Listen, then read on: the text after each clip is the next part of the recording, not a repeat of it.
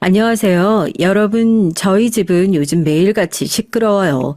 얼마 전에 저희 집에서 제일 순하기로 소문난 남편이 화를 뻥 하고 터뜨린 바람에 한 번 이혼하신 저희 아주버님께서 또 이혼을 한 해 만에 장사를 접내 만에 아주 난리도 그런 난리가 없었거든요. 제가 남편이랑 벌써 결혼한 지가 10년이 다 되어 가는데요. 어디 나가서 억울한 일을 당해도 큰 소리 한번 내는 법이 없어가지고 참 나랑 같이 사는 사람이지만 어디 가서 사람한테 사기당하고 누가 등쳐먹기 딱 좋겠다. 나도 식구라고 같이 살곤 있지만 저거 나중에 제 집 식구 제대로 챙길 수 있을까 걱정스러운 게 한두 번이 아니었는데 이번 일을 계기로 저희 부부 사이의 의리도 꽤나 돈독해졌으니까 영 잃는 것만 있었던 싸움은 아니었다 싶다니까요. 하여튼 오늘은 저랑 10년 동안 의리 지키면서 살고 있는 김동식 씨한테 자기 일에는 입도 뻥끗 안 하고 그러고 있다가 제 일에 벌컥 나서서 화를 내준 게 고맙다는 얘기도 하고 싶고 그렇게 돈 밝히면서 미운 짓은 골라서 하더니 꼬숩게 당한 저희 손윗동서 형님 얘기도 한번 풀어볼까 해서요. 요즘 뉴스 좀 보려고 TV 켜면 어찌나 속 답답한 일이 많은지 저도 TV 틀어놓고 한 10분 지나고 나면 아유 그냥 말자 말어 하고 뚝 꺼버리기 일쑤거든요. 다른 분들도 다 저와 비슷할 거라고 생각하고 다들 답답하게 사는데 속 뻥 뚫리는 시원한 얘기 하나 듣고 가시라고요. 그럼 시작해 볼게요. 전 어린 시절도 결혼하기 전 젊은 시절도 속 뻥 뚫리는 곳에서 지냈습니다. 눈만 뜨면 짠내가 확 밀려오는 바닷가요. 여름만 되면 해수욕한다고 관광객들이 한 다스씩 오는데 그거 보면 신기하더라고요. 나는 눈 뜨고 눈 감을 때까지 하루 종일 바다만 보고 있는데 저게 뭐가 신기하다고 저렇게 휴가까지 쓰고 와서 구경을 할까 하고요. 지역을 정확히 밝힐 수는 없지만 동해 쪽에서 나고 자랐어요. 뭐 바다 살면 다 뱃일 하냐? 그것도 편견이다 하는데 머쓱하게도 저희 부모님은 두 분 다 뱃일을 하셨고요.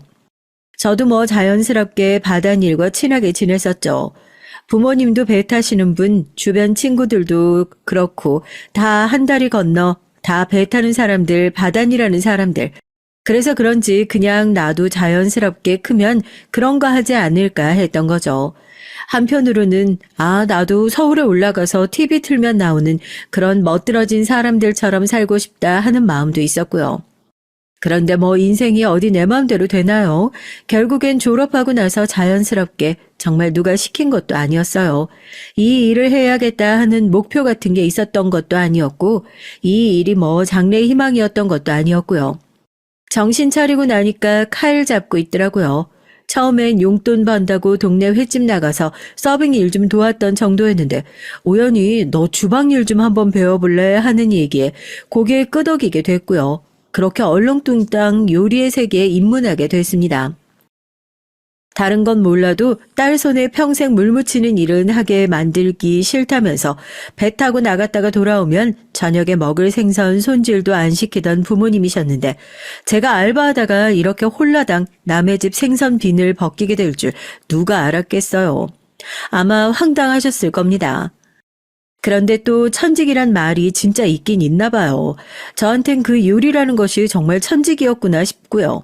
학교 다닐 때 공부도 그렇게 하기 싫었었고요. 체육 시간에 남들 피구공 던지면서 신나게 놀 때도 이 핑계에 저 핑계 대면서 양호실 가서 누워 있었고 대체 난 좋아하는 게 뭔가 괴로워했던 적이 있었는데 주방에만 들어가면 시간 가는 줄 모르겠더라고요. 당연히 힘들었죠. 거기다 횟집이잖아요. 하루 종일 물에다 손 담그고 있으니까 1년 365일 습진을 달고 사는 건 물론이고 날이 시퍼렇게 서 있는 사시미 칼에 손 베어서 한밤중에 응급실 실려가서 손 꿰매고 너 이거 당장 때려치워라. 아니다 나 이거 할 거다. 부모님이랑 죽자사자 싸운 적도 있었고요. 끝이 별로 안 좋긴 했어도 그 가게에서 요리 배운 거 하나만으로도 좋은 시간을 보냈다 그렇게 생각해요. 거기 아니었으면 제 적성도 못 찾았을 거고 요리의 요자도 못 배웠을 테니까요. 조그만 가게에서 시작해서 회 뜨는 거 기본부터 시작해서 이것저것 참 많이도 배웠습니다. 그래도 이왕 시작한 거 제대로 해봤으면 좋겠다는 부모님의 말씀에 퇴근하고 시간 쪼개서 학원도 다니고 일식 자격증도 따고 했어요. 그 덕에 뭐 엄청 크진 않지만 전에 일하던 데보단 조금 더 큰 횟집에서 꽤나 젊은 나이에 실장급으로 일을 할 수 있게 됐죠. 실장님, 이거 말씀하신 운이요. 이거 힘들게 들어온 거예요. 서울에서 다 빼간 거 내가 안 된다고 여기 줘야 한다고 신경 썼다니까요. 이거 빼먹었다 뭐 잔소리 들으려고. 감사해요. 오늘 사장님은 같이 안 오셨나 봐요. 이거 초밥한 건데 밥이 조금 안 예뻐서 가져가서 점심에 드시라고요.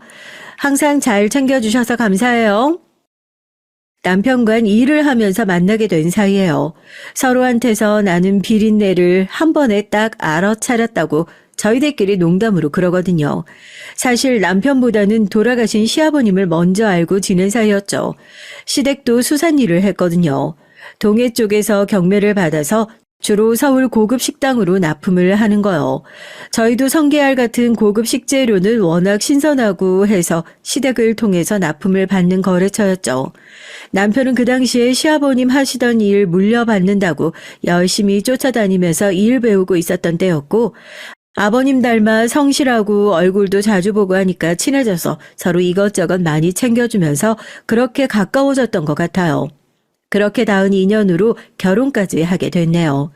결혼을 하고 나서 저도 평생 떠나지 않을 줄 알았던 강원도를 떠나게 됐습니다. 거의 반강제긴 했어요. 뭐 시집 갔다고 이사 가고 그런 건 아니었고요. 제가 일을 하고 있던 식당이 사정이 갑자기 어려워져서 문을 닫게 됐거든요. 갑작스럽게 백수 신세가 되어 당혹스럽긴 했지만 슬슬 주말 부부 생활도 정리하려고 했었고 언제까지 남 밑에서만 일을 할 수도 없는 거니 남편 일을 도우면서 제 가게를 차릴 준비를 해야겠다는 생각도 염두에 두고 있었고요. 좋은 게 좋은 거라고 가게가 망해서 잘렸다고 생각하기보단 여태까지 쉬는 날 없이 일만 했으니 신혼생활도 즐기고 새로운 일 하라고 등을 떠밀어 주나 보다 생각하는 게 낫겠죠. 그렇게 짐 싸들고 남편 따라 서울로 가게 됐습니다. 가족들도 친구들도 다 강원도에 있어서 그렇게 오고 나면 외롭지 않을까 걱정했었는데 시아버님도 그렇고 아주버님도 그렇고 가족들이 다 챙겨주셔서 나름대로 잘 적응하고 촌티 안 내고 잘 지내고 있었던 것 같아요. 근데 아주버님은 어쩌다가 이혼하신 거야? 저렇게 성격도 좋으시고 어디 하나 모자라는 게 없으신데. 나이도 아직 젊고 애도 그쪽에서 데려갔다며. 주변에 괜찮은 사람 있는지 좀 알아볼까? 좀 더 나이 먹으면 그땐 재혼하고 싶어도 못해. 얼른 가야지. 저희 아주버님이 이혼을 하셨거든요. 겉으로 봤을 땐 아쉬운 거 하나 없어 보이는데 속도 위반으로 너무 일찌감치 결혼을 하고 나서 성격 차이로 이혼을 하셨다고 하더라고요. 저 정도면 어디 가서 빠지거나 하실 분은 아닌데 결혼하고 나니까 다 내 집 식구 같아 보인다고 유독 신경이 쓰이더라고요. 차라리 그때 나대지 말고 그냥 아주버님 평생 혼자 사시게 내버려 뒀어야 하는 건가 하고 후회할 때가 한두 번이 아닙니다. 왜냐고요? 그렇게 저만 예뻐해 주시는 가족들 사이에서 시집살이의 시자도 모르고 살 줄 알았던 거예요. 아주버님 재혼하시고 새롭게 손윗동서가 들어오고 난 이후로 전부 끝장나 버렸거든요. 아주버님이 재혼을 하실 때 남편과 전 한참 일 때문에 바쁠 시기였어요. 제 가게를 차려야겠다는 원대한 꿈은 둘째치고 남편이 하고 있는 일이 너무 잘 돼서 제가 손을 보태지 않고선 도저히 일이 안 굴러갈 정도였거든요. 저희 남편이야 집안에 사람이 잘 들어오니까 자기가 이런 덕을 본다고 전부 다 제 공이고 제 덕이라고 고마워했고요. 저희 형님이요. 아예 모르던 사이는 아니었어요. 남편 따라서 일 도우면서 납품을 하기 위해서 몇 번이나 갔었던 강남의 고급 일식집 사장님이었거든요. 원래 한 식구 되어보기 전까진 모른다고 그때까지만 하더라도 쟁쟁한 강남 식당들 사이에서 이 정도로 살아남으려면 보통 깡이 있는 게 아닌가 보다. 솜씨도 좋고 장사 수완도 꽤나 좋은가 보다. 나중에 나도 내 가게 차리기 전에 어떻게 혼자서 이 큰 가게를 다 하셨는지 이것저것 많이 여쭤봐야겠다. 그렇게 생각했었죠. 아, 거기 강남에 일식? 말도 마, 유명하잖아. 이쪽 일 하는 사람 중에 그 사장님 모르는 사람도 있어? 이혼한 지는 한 6, 7년 됐을걸? 인상만 딱 봐도 알잖아. 강남에서 그 정도 가게 하려면 돈독이 얼마나 올라야겠냐고. 보통 도끼로 거기까지 올라간 게 아니지. 원래도 남편이랑 같이 장사하다가 장사가 좀 잘 되는 것 같으니까 남편 팽 해버리고 뭐 변호사비를 엄청 써가지고 가게도 자기가 가지고 온 거라던데. 하여튼 이것도 소문일 뿐이라 정확한 건 아니지만 그 정도로 도끼가 있는 여자다. 그런 말이지. 사람들 얘기를 들어보니까 이혼한 지도 꽤 됐고 뭐 좋게 이혼을 한 것도 아닌 모양이더라고요. 잘된 집들 보면 그런 소문 도는 건 흔한 일이잖아요. 그때까지만 하더라도 그 사장님한테 그런 소문이 들든지 말든지 저희랑 무슨 상관이 있다고요. 하여튼 우리나라 사람들 남 잘 되는 꼴 그냥 지켜보는 게 그렇게 어려운가 보다 하고 말았는데 어떻게 또 사람 인연이 그렇게 돼요? 아주버님께서 재혼할 여자가 있다고 너희도 얼굴을 아는 사람일지 모르겠다고 하고 저희한테 소개를 시켜주는데 그 저희 바닥에서 소문의 중심에 있는 그야말로 폭풍의 눈 같은 강남 일식집 사장님이 바로 제 형님이 될 사람이라고 떡하니 나타났으니 저랑 남편 모두 깜짝 놀랄 수밖에 없었죠. 형님은 인연이 또 이렇게 된다고 반가워했는데 남편이랑 전 눈빛만 주고받고요. 정말 괜찮을까? 아니 그때 왜 거래처 사장님이 해주신 얘기 있잖아. 영 찝찝해서 그렇지. 아주버님 성격도 워낙 순둥순둥하시니까. 형도 나이 먹을 만큼 먹었고 뭐 바보도 아니고. 그리고 이런 데서 사람들 소문 오르내리는 거 어디 하루 이틀이야. 그렇게 따지면 우리 부부도 바깥에서 소문만 가지고는 뭔 소리를 못하겠어. 그래도 형님이 좋다고 하시고 우리 식구 될 사람이니까 우리까지 너무 색안경 끼고 바라보지 말자고. 우리랑 같이 살 것도 아니잖아. 남편 말에 틀린 소리 하나 없죠 뭐. 결과적으로 저희랑 같이 사는 것도 아니고 아주버님이 좋다고 하시는데 저희가 토달 게 뭐가 있어요. 그리고 좋은 게 좋은 거라고 소개받아서 만난 인연이 저희랑 안면도 트고 지낼 정도로 가까운 사람이면 어쩜 이건 하늘이 점주해 주신 운명일지 모른다. 두 분 다 첫 번째 결혼에서 실패하시고 두 번째 결혼에서 제대로 된 짝을 만나라고 또 인연이 이렇게 된 게 아닐까. 불안한 마음을 애써 지워버리고 기쁜 마음으로 손윗동서를 맞이했습니다. 형제고 남매고 하나 없이 외동으로 자랐었던 저니까 자주 만나는 사이는 아니어도 형님이랑 언니 동생 지간처럼 그렇게 가까이 지냈으면 좋겠다는 생각도 했고 저도 가게 차리려는 생각이 있었잖아요. 이미 이 분야에서 성공한 사람이 우리 집 식구로 들어온다는데 그런 노하우도 옆에서 좀 많이 보고 배워야겠다. 그런 시건방진 생각을 했었던 거죠. 방금 얘기 들으면서 코웃음 치신 분들 분명히 있으실 것 같은데요. 손윗동서랑 언니 동생 지간으로 지낼 수 있다는 그런 대가리 꽃밭 같은 생각을 대체 누가 하냐면서요. 예, 결혼이 처음이라 제가 그런 해맑은 생각을 아주 잠깐 했었다니까요. 아주버님이 재혼을 하시고 나서 얼마 되지 않아 시아버지가 병원으로 입원을 하게 되셨어요. 나이도 있으시고 원래 몸도 좋지 않으셔서 요양병원을 보내내 가족들끼리 갈등이 꽤 심했었는데 자식들이 병상 앞에 두고 그렇게 큰 소리를 내는 것이 꼴보기 싫으셨던 건지 결국 투병 생활을 길게 하시지도 않고 돌아가셨지만요. 형님과 살갑게 지내보려는 제 다짐도 이때쯤 해서 물거품이 됐던 것 같아요. 형님, 내일부터 형님이 간병하시기로 한 거 기억하시죠? 병원에 몇 시쯤 오실 거예요? 저도 내일은 일이 있어서 형님 오시는 시간 맞춰서 나가보려고요. 어머, 동서, 그게 내일이었어? 내가 깜빡했네. 이거 어쩌지? 가게에 단체 손님이 오시기로 한 걸 내가 깜빡해가지고. 그러지 말고 동서가 하루만 더 병원에 있어주면 안 될까? 지금 일하고 있는 것도 없잖아. 알잖아. 우리 가게 지금 눈꽃 뜰 새 없이 바쁜 거. 우리 좋자고 이래? 우리 가게가 잘 돼야 서방님도 먹고 살 거 아니야. 여태 동서가 잘 봤었잖아. 그러지 말고 하루만 좀 더 봐주지 그래. 내가 서방님한테도 연락은 좀 해둘게. 아버님 간병하면서도 얼마나 빈정상하는 일이 많았는데요. 같은 며느리인데 은근히 자기는 바쁘게 일하는 사람이고 너는 지금 집에서 놀고 있는 사람이지 않냐 선 긋는 것 같더라고요. 그래도 약속은 약속이잖아요. 제가 진짜 집에서 남편이 벌어주는 돈 가지고 놀고 먹고 했으면 이렇게 억울해하지도 않죠. 나름대로 남편 일 열심히 도와가면서 가게 오픈하려고 이것저것 준비하고 있는 상황에서 매일 핑계도 어찌나 다양한지요. 단체 손님이 온다고 한 것을 깜빡했다. 사장이 빠지면 안 되는 자리라서 그런다. 아버님 간병을 은근슬쩍 저한테 떠맡기는 거예요. 한두 번이야 저도 사정 봐가면서 제가 대신 해드리긴 했었다만 아버님 병상에 누워 계실 동안 병원에서 형님 얼굴 본 게 손에 꼽을 정도예요. 애초에 그냥 나눠서 뭘 할 생각이 없었던 거 아니냐. 집에 가서 남편한테 짜증을 내니까 남편도 아주버님에게 연락해서 한 소리 한 것 같더라고요. 형은 아버지 자식 아니냐고요. 그래도 아주버님은 최소한의 양심은 있는 사람인지 지나간 거 어떻게 하겠냐면서 재수 씨한테 전해달라고 간병비라고 돈이라도 조금 챙겨주시더라고요.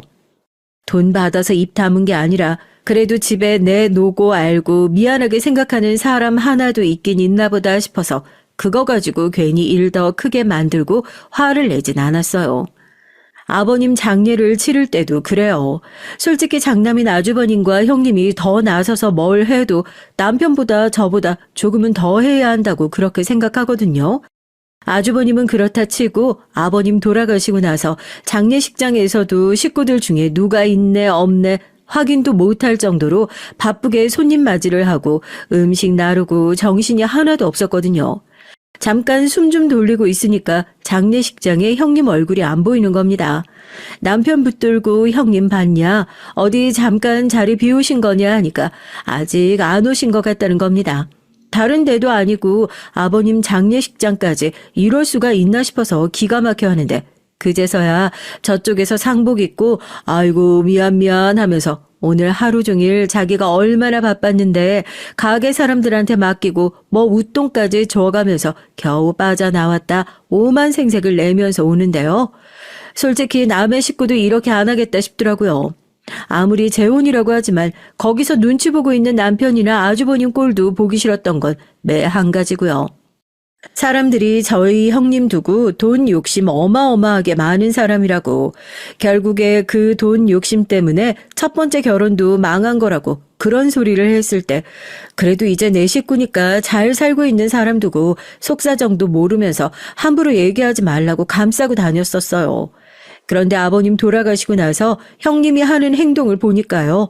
사람들이 아예 생판 없는 얘기 만들어서 하고 다니는 건 아니겠구나. 그런 생각 들더라고요.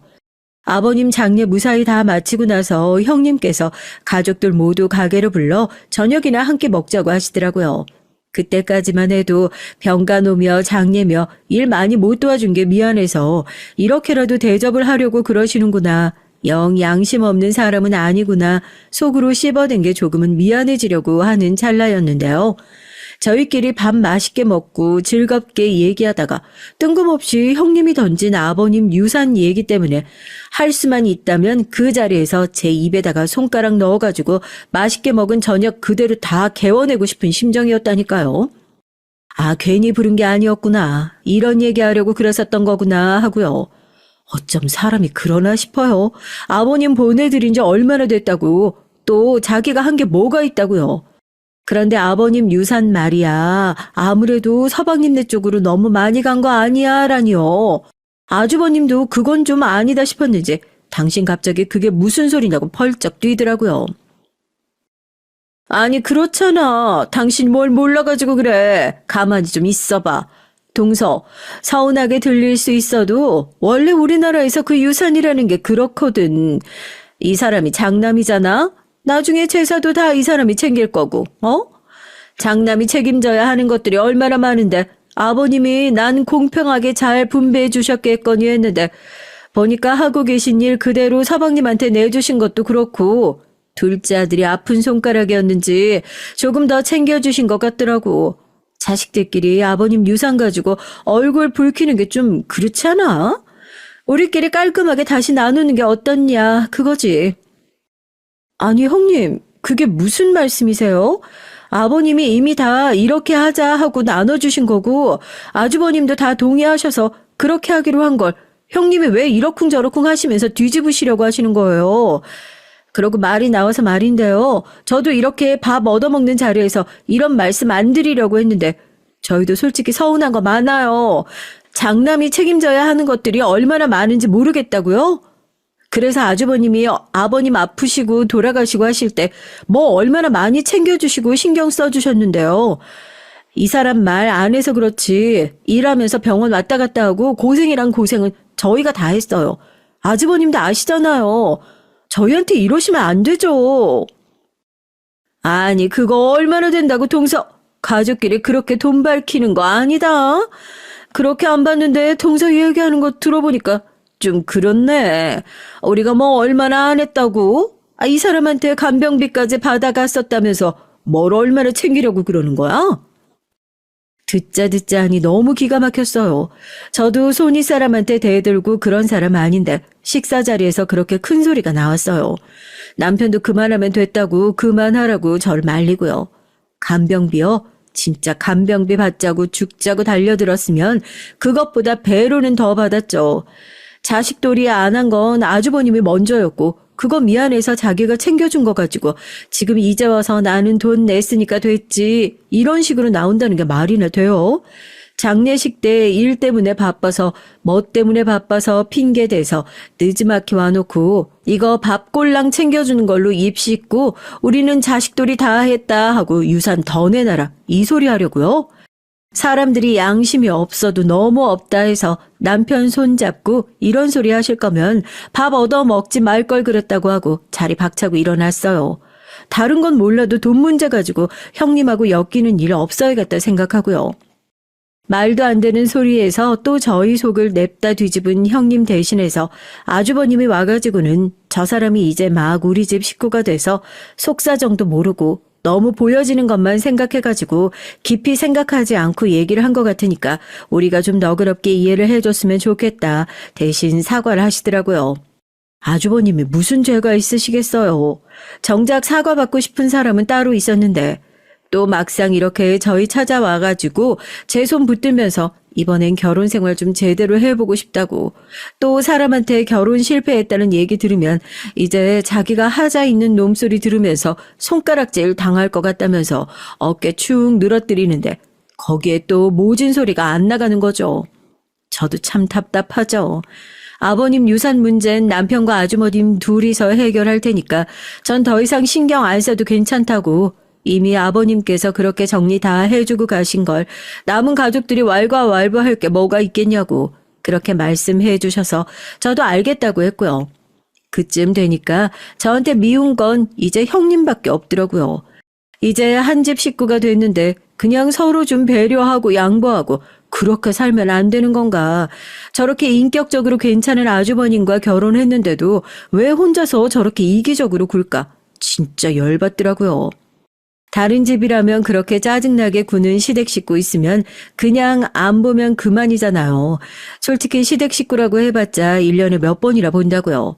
그런데 저흰 상황이 좀 다르잖아요. 같이 일을 하고 좋으나 싫으나 일을 하다 보면 어쩔 수 없이 얼굴을 마주해야 하는 사이다 보니 형님이 그렇게 짜증나는 짓을 했다고 내가 꼴 보기 싫다고 그냥 마음 편히 쌩까고 지내는 것도 내 마음대로 되지가 않더라고요.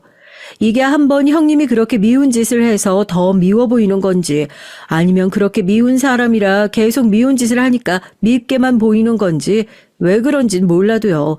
결혼 생활을 계속하는 동안 형님이랑 저랑 부딪힐 일이 한두 개가 아니었어요. 정말 말하면 항상 그 중간에는 남편이 끼어 있었죠. 형님이 그냥 저한테만 뭐라고 하는 게 제 기분만 상하게 하는 거면 저도 내가 참고 말자 좀 더럽긴 하더라도 그냥 그렇게 무시하고 말았을 겁니다. 그런데 제가 또 그 사이에 남편이 끼어 있으면 남편 무시받는 것 같은 기분이 들면서 그걸 그냥 조용히 참고 넘어가는 게 안 되더라고요. 부부간의 의리? 뭐 그런 게 스멀스멀 피어오르는가 봐요. 한동안 남편의 일이 어려웠을 때가 있었어요.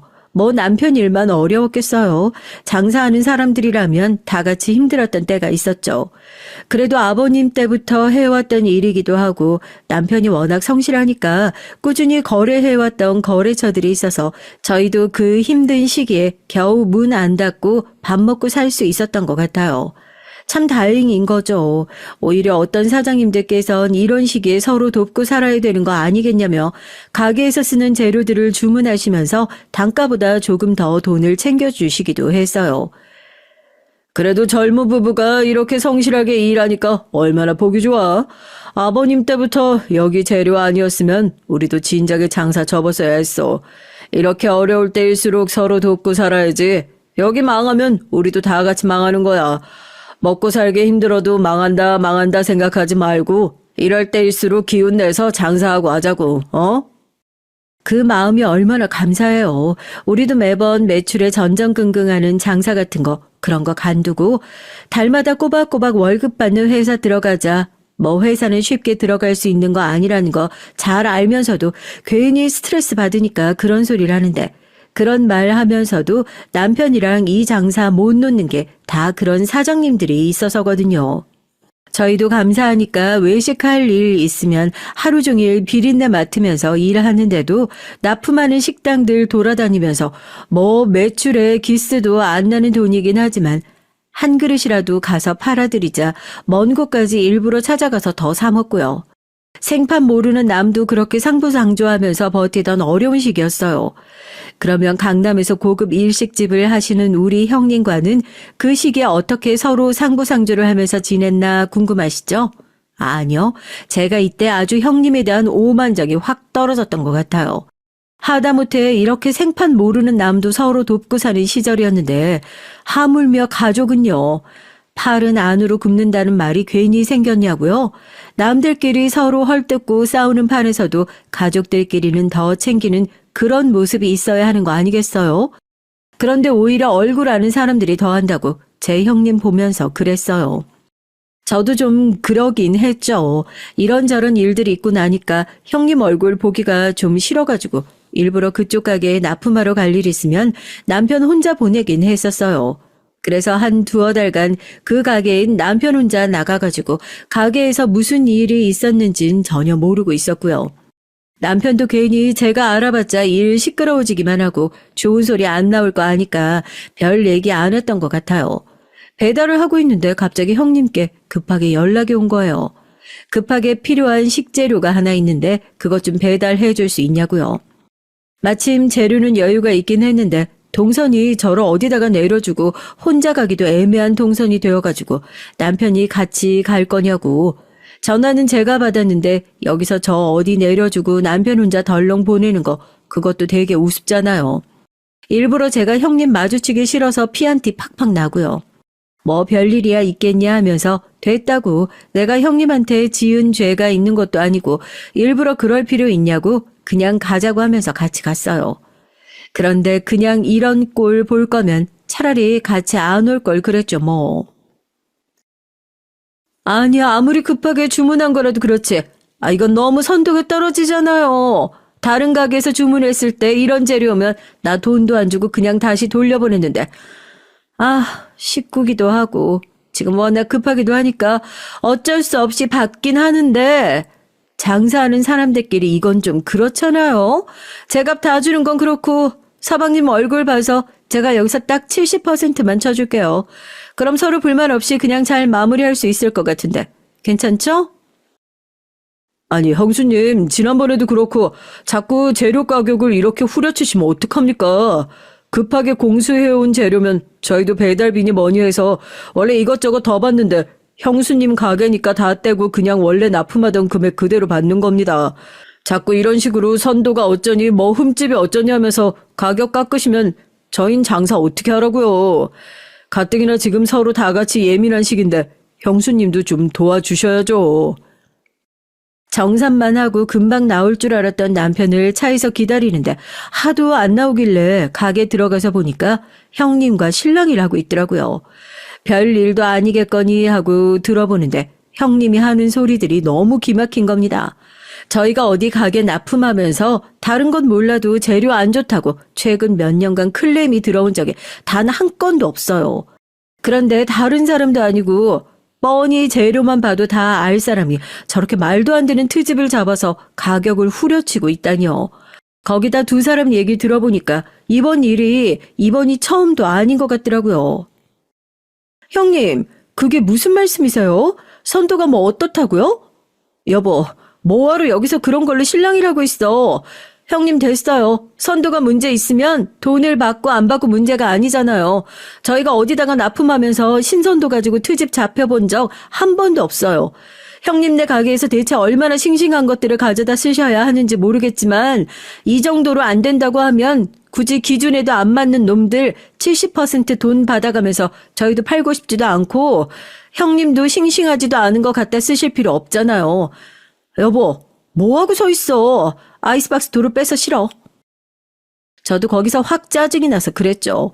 재료가 싱싱하지도 않다고 하는데 난 가격을 후려쳐서 받을 생각도 없고 형님도 안 싱싱한 거 굳이 가게에서 안 쓰고 싶으실 거 아니냐. 서로 그렇게 기분 상하지 말고 그냥 이거 안 팔고 도로 가져가겠다고 하고요. 제가 남편한테 뭐하고 멀뚱멀뚱 서 있냐고 아이스박스 도로 차에다 가져다 실으라고 하니까 저희 형님 그때서야 아니 뭘 또 그러냐고 그냥 제값 다 주겠다고 지금 와서 그거 재료 가져가면 저녁 장사 못한다고 하면서 놓고 가랍니다. 재료를 가져간다고 하니까 갑자기 떨어졌던 신선도가 올라가기라도 한 모양이죠. 기가 막혀서 지금 뭐 하시는 거냐고 그러니까 형님이 뭐 여태 했던 게 장난이었다는 듯이 농담이었다는 듯이 어물쩡 또 넘어가시려고 하는 거죠. 아이고 내가 동서 무서워서 무슨 말을 못하겠네. 동서가 장사를 안 해봐서 이런 걸 몰라가지고 그러는 거야. 원래 같은 식구라도 제값 다 주고 장사하면 그러면 장사하는 사람은 뭘 남겨 먹으라고? 이렇게 재료 가져왔을 때 흥정도 하고 그래야 다음에 이 가게 올 때 가져오는 재료 더 신경도 쓰고 그러는 거지. 하여튼 아내가 동서 무서워서 무슨 말을 못하겠네. 아니 형님 그게 무슨 말씀이세요? 지금 일부러 저희 시험이라도 해보셨다는 말씀이세요? 저희도 여기까지 납품 다닐 만큼 많이 다녀봤지만 어느 가게에서도 그런 식으로 하시는 사장님 없었어요. 무슨 방식인지 모르겠지만 저희 남편한테 다신 그런 소리 하지 마세요. 기가 차고 화가 나서 으름장을 놓고 가게를 나왔어요. 흥정할 사람이 없어서 이런 식으로 사람을 떠보고 흥정을 했다는 게요. 진짜 마음 같아선 형님이고 나발이고 거래를 탁 끊어버릴까 이런 생각이 마음속으로 굴뚝같이 들더라니까요. 내가 더러워서 하루라도 빨리 가게를 차려야지 하고 싶은 말이 많고 되갚아주고 싶은 게 많아도 정말 서럽지만 돈이 없어 참는다. 딱 그 심정이었던 것 같아요. 남편이 하는 일이 정말 많이 어려워졌어요. 아시는 분들은 아시겠지만 뭐 코로나도 있었고 하니까요. 자영업 어려워지니까 재료 수급하는 저희 매출도 거의 토막이 났고요. 이렇게 어려운 시기에 장사를 준비하는 것이 뭐 좋지 않은 선택일 수도 있겠지만 왜 그런 말 있잖아요. 주식 투자를 할 때도 성공하고 싶으면 주식이 지하실에 있을 때 들어가라고요. 여기저기 폐업하는 곳도 많고 덕분에 제가 생각하고 있었던 입지 좋고 조건 괜찮은 가게들도 곧 가게를 내놓는다는 소문도 돌고 하니까 계속 미뤄오기만 했었던 가게 창업을 더 미루지 말고 이제는 빨리 준비를 해봐야겠다 생각이 들더라고요. 그동안은 남편 일을 돕기만 했었는데 매출을 보니까 남편 혼자 벌고 내가 옆에서 도와가지고 먹고 살 수 있는 것도 유통기한이 얼마 남지 않은 것 같고요. 그렇게 다시 잠깐 미뤄뒀던 가게 오픈 준비에 박차를 가기 시작했죠. 잘됐다. 그러지 말고 우리 가게 와서 잠깐 아르바이트라도 좀 해보면 어때? 내가 그동안 동서한테 미안했던 것도 있고 월급은 섭섭하지 않게 잘 챙겨줄 테니까 동서도 와가지고 가게에 어떻게 굴러가는지 옆에서 좀 보고 하면 아무래도 가게 오픈 준비하는데 도움되지 않겠어? 이게 아무런 경험 없이 가게 여는 거랑 또 일을 해보는 거랑 완전히 천지차이거든. 가족들한테 그 얘기를 하니까 저희 형님이 마침 잘 됐다면서 안 그래도 가게 일손이 부족했는데 제가 나와서 가게 돌아가는 것도 좀 배우고 일도 돕고 하면 서로가 상부상조 아니겠냐고 아르바이트라도 좀 해보는 게 어떻겠냐 제안을 하시더라고요. 솔직히 엄청 내키진 않았죠. 첫째로는 우선 형님과 뭔가 일을 같이 한다는 것 자체가 불편하기도 했고, 월급을 많이 준다는 형님의 말이 못 믿어온 것도 있었고요. 남 잘 되는 것에 배아파하면 안 된다는 걸 알면서도 형님네 가게는 코로나로 조금은 수혜를 받고 있기도 했어요. 주변의 가게들이 몽땅 문을 닫으면서 문 안 닫고 버티고 있던 그 가게가 얼떨결에 잘 되게 됐거든요. 솔직히 고민되는 건 많았지만 그래도 제 입장에서 마냥 나쁘기만 한 제안은 아니었어서 솔깃하긴 하더라고요. 당장 빠르게 가게 오픈을 하기 위해서 이것만큼 괜찮은 지름길이 어디 있나 싶기도 하고요. 또 어쨌든 거기서 일을 하고 월급을 받으면 조금이나마 가게에 보탬이 될 수도 있겠다 싶어서 알겠다고 그럼 잘 부탁드린다고 형님 노하우 좀 많이 배워서 나가겠다고 그렇게 얘기를 하고 가게에서 일을 시작하게 됐습니다. 예상은 했지만요. 힘들어도 너무 힘들더라고요. 제가 하루에 12시간을 일했어요. 분명히 처음엔 실장급으로 구한 거니까 적당히 일을 하고 한 일주일만 이렇게 바짝 힘들게 일을 하면 형님께서 중간 보조 요리사 한 명을 더 구해주시겠다. 그렇게 약속을 했거든요. 저희 형님이 약속을 더럽게 안 지키는 사람이라는 거 제가 깜빡했던 거죠. 너무 바빠서 형님 보조 주방은 언제 구하실 거예요? 이렇게 물어볼 새도 없긴 했지만 감감무소식이길래 대체 언제 뽑으실 거냐고 하니까 구인구직 글을 올려놨는데 연락을 하는 사람이 없다고 그러시더라고요. 요즘에 아무리 보조라고 하더라고 야간이고 하면 시급이 꽤나 높아서 일 구하는 게 하늘의 별 따기일 텐데 이렇게 연락이 안 온다고? 이상해서 핸드폰으로 형님네 가게 이름을 검색해보니까 일자리 구한다고 올라온 글이 하나도 없는 거예요. 핸드폰 내밀면서 글 정말 올리신 거 맞냐고 뭐 올라온 게 하나도 없다니까 그제서야 이상하다 내가 분명히 올렸는데 뭘 잘못 올려서 지워졌나? 어쨌나 이러면서 모르쇠를 하시는 거죠. 제가 보기엔 저한테 그냥 올렸다 말만 하고 그것도 안 올리신 게 뻔했어요. 제가 진짜 마음 같아선 상호명을 여기다가 쫙 밝히고 싶은데 그것도 저희 식구 가게라서 제 얼굴에 침 뱉기 될까봐 상호명까진 차마 말을 할 수가 없는데요. 겉으로는 막 화려하고 한 접시에 10만 원이 훌쩍 넘어가는 고급 요리집인데 주방 위생도 엉망진창이에요. 제가 들어와서 말도 안 되게 재활용하는 것들 싹 다 버리고 뭐하고 하는데 형님이 그걸 왜 버리냐고.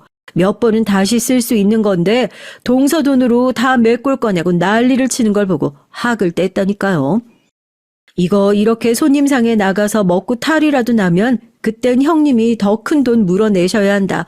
그래도 자기가 여태까지 장사해보면서 이런 거 가지고 탈나서 잘못되는 손님 본 적 한 번도 없었다고.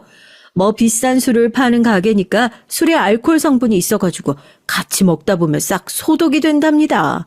아무리 무식한 여자라고 하지만 그게 무슨 말도 안 되는 논리예요. 여튼 주방에서 일하는 사람들이 길게 버티지 못하고 매번 도망가는 이유가 있구나 싶더라고요. 전 형님과 그렇게 길게 일을 하지도 않았는데 정말 이 사람과 오래 같이 일을 했다간 어디 정신병이라도 걸리겠다 싶을 정도로 사람이 하는 일에 얼마나 사사건건 다 참견을 하고 정작 중요하게 신경을 써야 될 부분에선 신경을 쓰지 않아서 사람 속을 터지게 하는지요. 한 달 동안 평균적으로 매일 12시간씩 일을 했습니다. 집에만 돌아오면 녹초가 됐죠. 제가 한창 일 배우겠다고 강원도에서 일을 할 때도 이렇게 말도 안 되는 노동의 강도를 견디진 않았던 것 같아요. 남편도 일 배우는 건 좋은데 이건 아니다 얘기를 할 정도였죠. 일이나 배웠으면 다행이게요. 12시간 동안 주방에 처박혀 있는데 일 배울 새가 어디 있었겠어요. 한 달 일하고 나서 월급 받고 나면 나도 이렇게는 일 못하겠다고 뭐 단기 인력을 구하시던지 뭘 하시던지 빠르게 땜빵할 수 있는 사람 채우셔라. 난 못하겠다 얘기하고 원래도 관둘 생각이었어요. 그런데 이런 식으로 정말 기분 나쁘게 관두게 될 줄은 몰랐던 거죠. 동서, 오늘 월급날이지? 한 달 동안 수고 많았네. 세금이랑 뭐랑 다 떼고 내가 방금 통장으로 월급 송금해 줬으니까 확인 한번 해봐. 시간이 어찌나 빨리 지나가던지 그래도 감사하다는 얘기하고 좋게 잘 마무리를 하고 관둬야겠다 하고 뭐 얼마나 보내셨으려나 통장을 확인하는데 순간 제 눈을 의심할 수밖에 없었습니다. 처음에는 뭐 나눠서 보내셨나 아니면 앞에 뭐 숫자 하나가 빠진 건가 은행 어플까지 다시 들어가서 재차 확인을 했다니까요. 입금자 명엔 형님 이름이 선명하게 찍혀 있는데 통장엔 겨우 80만 원이란 돈이 찍혀 있었거든요.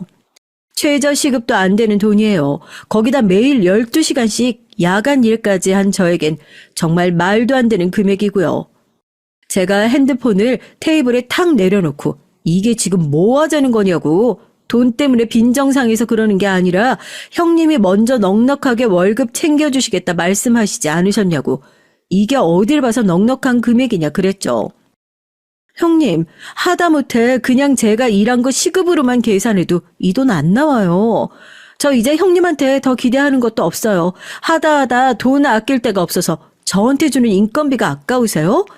여기서 일 더 크게 만들고 싶지 않으니까 그냥 딱 제 시급만큼만 쳐서 보내세요. 야간 수당이며 주유 수당이며 그런 것들 다 보내세요. 어머, 동생 웃긴다 정말. 아니 일 배우겠다고 먼저 나서서 들어온 건 동서잖아. 교육비라는 것도 있는 거야 교육비. 그 돈 다 받아가면서 일은 어떻게 배우고 가게는 어떻게 차리려고 그랬어? 그리고 가족들끼리 뭘 그렇게 돈을 따져가면서 그래. 동선 저번부터 꼭 그러더라. 형님, 뻔뻔한 것도 정도가 있어야죠. 그동안 아주버님이 이혼할까봐 벌벌 떨길래 못 본 척하고 그러려니 했는데 인생 그따위로 살지 마세요. 겨우 몇백 아끼려다가 어떻게 되는지 이제부터 똑똑히 보여드릴 테니까요. 예상은 했었지만 여기서 백날 첫날 더 떠들어 제껴봐야 제 모자란 월급 더 돌려받을 수 있겠다는 생각이 들지 않더라고요. 핸드폰 챙겨 들고 형님한테 으름장을 놓고 가게 문을 부술듯이 닫고 나왔습니다. 일찌감치 집으로 돌아온 절 보고 남편은 일 잘 다녀왔냐고 묻고 저는 그런 남편에게 통장을 내밀었죠. 네 마누라 하루에 12시간씩 혹사당하고 오늘 형님한테 월급이라고 꼴랑 80만 원 받았다고요. 그거 가지고 따지니까 가족끼리 돈 가지고 따지는 째째하고 속 좁은 사람 됐다고요. 제 말 들은 남편이 처음으로 욕을 하더라고요. 저 결혼한 이후로 남편 욕하는 거 그때 처음 봤잖아요. 미친년 뭔년 하면서 당장이라도 형님네 가게에 불이라도 지를 기세로 얼굴이 시뻘개져서 자리를 박차고 일어나는데 그래도 자기 마누라 호구짓 당하는 거 가만 지켜보고 있을 등신은 아니구나 하고 그나마 좀 마음이 놓이더라고요. 형님, 아무리 내가 형님 동생이고 형님 결혼 또 실패할까봐 나랑 우리 집사람이 얼마나 그동안 억울한 일이 있어도 참고 살았는데 이건 아니죠. 하루에 12시간씩 손 부르트며 일한 사람한테 80만 원이요? 이제는 잘못했다고 찾아와서 빌어도 소용없으니까 그런 줄 아세요. 매번 사고는 형수님이 치고 사관 형님이 와서 하시는 것도 이제 끝이에요. 남편이 아주버님에게 전화를 걸어 크게 화를 내고 그렇게 저희 부부의 복수가 시작됐습니다. 어떻게 했냐고요? 장사는 결국 사람으로 하는 거잖아요. 저희 형님 아주 큰 사람을 잃었으니까 이제 장사는 접었다고 봐야겠죠. 제가 그동안 그 가게에서 일하면서 배운 거라곤 딱 하나 있었거든요. 아, 내가 가게 열면 저렇게 가게 더럽게 운영하지 말아야지 하는 거요. 일단 구청에 전화해서 위생과에 신고부터 했어요. 반찬부터 그 밑에 까는 무순까지 재활용을 너무 많이 하고 식재료 보관하는 것도 위생이 엉망이니 나가서 단속부터 하셔라 하고요. 집 식구 신고하는 거 결정하는 거 저희라고 뭐 쉬운 일이었겠어요. 그래도 손님들이 그거 먹고 언젠가 탈 한번 제대로 나겠다 싶었거든요. 공익적인 차원에서 한 제보라고 해두자고요. 전 그 정도만 해도 속 시원하다 생각했는데 남편은 제가 당한 일들이 아무리 생각해도 많이 억울했던 모양입니다. 제가 구청에 전화를 하고 나니까 이번엔 남편이 거래처 사장님들에게 전부 전화를 하더라고요. 뭐하나 하고 옆에서 지켜보니까 형님네 가게요. 땡땡 일식집에다가 이제 재료 넣어주지 말라고 전화를 돌리더라고요. 아버님 때부터 납품 일을 했었으니까 근처에 재료 넣는 사장님들도 친분이 꽤나 있잖아요. 남편 전화에 사장님들이 다들 무슨 일이냐고 물으셨겠죠. 더군다나 그 가게 가족이 하는 거 뻔히 아는데요.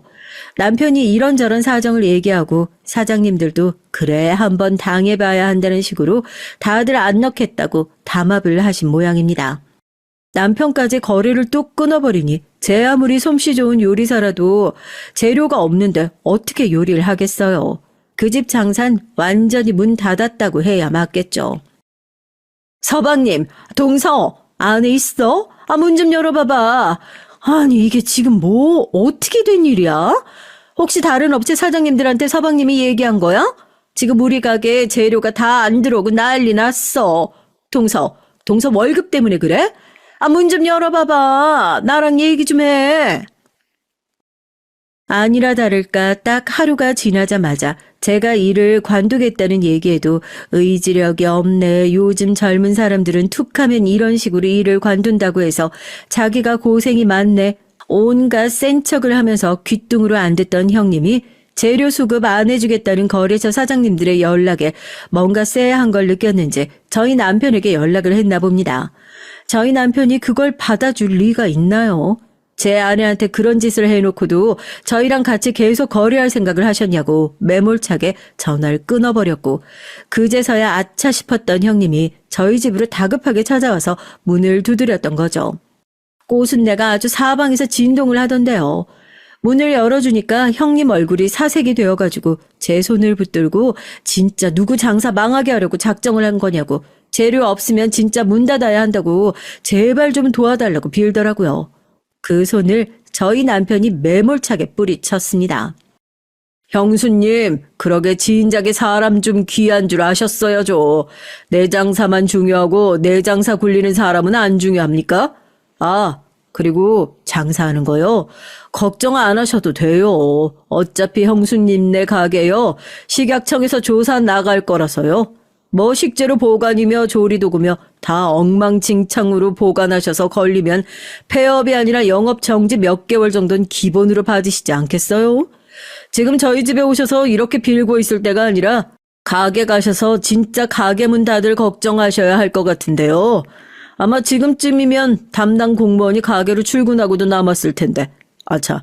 어차피 형수님이 저희 아내 그렇게 내쫓아가지고 가게 공무원이 왔는지 안 왔는지도 형수님께 알려줄 직원이 없겠구나.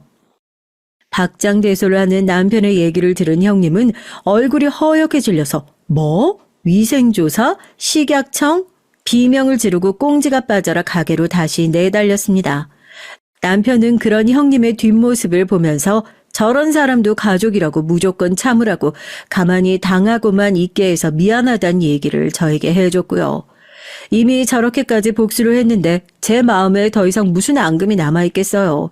사람 귀한 줄 모르고 막 갈았었던 형님도 이번 일을 통해서 뭔가 제대로 느끼신 게 있으시겠죠. 그래서 저희 형님 어떻게 됐냐고요? 진짜로 그날 공무원이 조사 나와가지고요.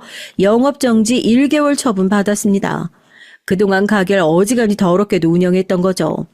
그래도 뭐 남 탓할 수 있겠냐고요. 다 자기 책임인데. 영업정지 처분받고 난 이후에 다시 저희를 찾아오셔가지고 무릎 꿇고 진심으로 사과를 하셔가지고 저희도 결국 그 사과를 받아들였습니다.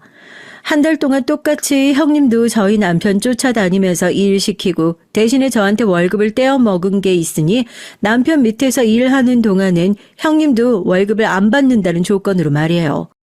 그렇게 돈 밝히던 형님이 일하면서 돈 하나 제대로 못 받고 매일 무거운 짐 나르면서 생고생하고 집에 가서 녹초가 되어 코까지 골면서 잠에 든다고 하시니까 이쯤 되면 제대로 혼내준 것 같아서 저도 속이 다 시원합니다. 남편 덕에 앞으로도 살면서 억울할 일은 없겠어요. 안녕하세요. 저는 40대 여자입니다. 40대가 넘어가니 정말 시간이 어떻게 가는지 모르겠어요. 전 대학병원 간호사예요. 간호사로 일한 지 벌써 15년이 넘었죠. 거기다가 결혼한 유부녀이기도 하다 보니 전 역할이 너무 많아요. 두 아이의 엄마이자 남편의 아내고 며느리인 동시에 부모님의 딸이었죠. 결혼하고 몇 년 동안은 그 많은 역할 중 무엇 하나 놓치고 싶지 않아서 뒤도 돌아보지 않고 앞만 바라보며 살았습니다. 정말 친구를 만난 게 언제인지조차 기억이 나지 않을 정도로 정신없이 살았어요. 그런데 이제는 좀 지치네요. 제가 아무리 잘하려고 노력하고 힘을 내봐도 곁에 있는 사람들이 도와주지 않으면 그것도 제 마음대로 되는 게 아니라는 걸 뼈저리게 느끼고 있습니다. 전 아들만 셋인 집에 장남에게 시집가서 졸지에 맏며느리가 됐어요. 남편은 시아버지께서 운영하시는 의료기기를 만드는 회사에 다니고 있고요. 제가 잠시 치과에서 간호사로 일할 때 자주 병원에 영업하러 오던 남편을 만나 2년 정도 연애하고 결혼했습니다. 사실 연애할 땐 남편네 회사가 그렇게 큰 회사인지 몰랐어요. 남편이 회사 사장님의 아들인지도 몰랐고요. 결혼하려고 시댁에 인사드리러 갔는데 집안이 꽤 어마어마했습니다. 알고 보니 시아버지께서 운영하시는 회사가 벌써 3대째 이어져 온 뼈대가 있는 회사더라고요. 유명 대학병원에 들어가는 기계도 웬만하면 다 시아버지 회사에서 나온 의료기기였고요.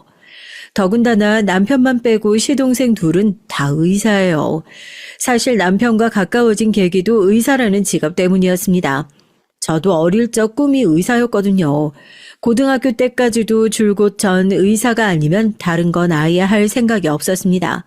의사라는 직업이 너무 멋있게 보였거든요. 그런데 성적이 그 정도가 되질 않아 결국 포기하고 말았죠. 남편도 마찬가지였대요. 시아버지께서 대대로 의료기기 사업을 하시다 보니까 의사들을 만날 일이 많잖아요. 시아버지 입장에선 의사가 항상 갑이기도 했고요. 그러다 보니 시아버지께선 의사라는 직업을 굉장히 대단하게 생각하세요. 그래서 아들 셋을 다 의대에 보내려고 하셨답니다. 그런데 아들 셋 중에 저희 남편만 공부를 못해서 의대에 가지 못한 거죠. 전 그나마 고등학교 때 일찌감치 의대를 포기하고 간호대학을 갔지만 남편은 재수를 했어요. 나중에 둘째 시동생이 의대에 먼저 붙는 바람에 시아버지께서 남편은 포기했답니다. 여기까지만 들어도 집안에서 남편의 입지가 어떨지 대충 예상되시죠? 장남이고 시아버지를 도와 함께 일하고 있지만 시아버지께서 남편보다 시동생들에게 거는 기대가 더 크세요.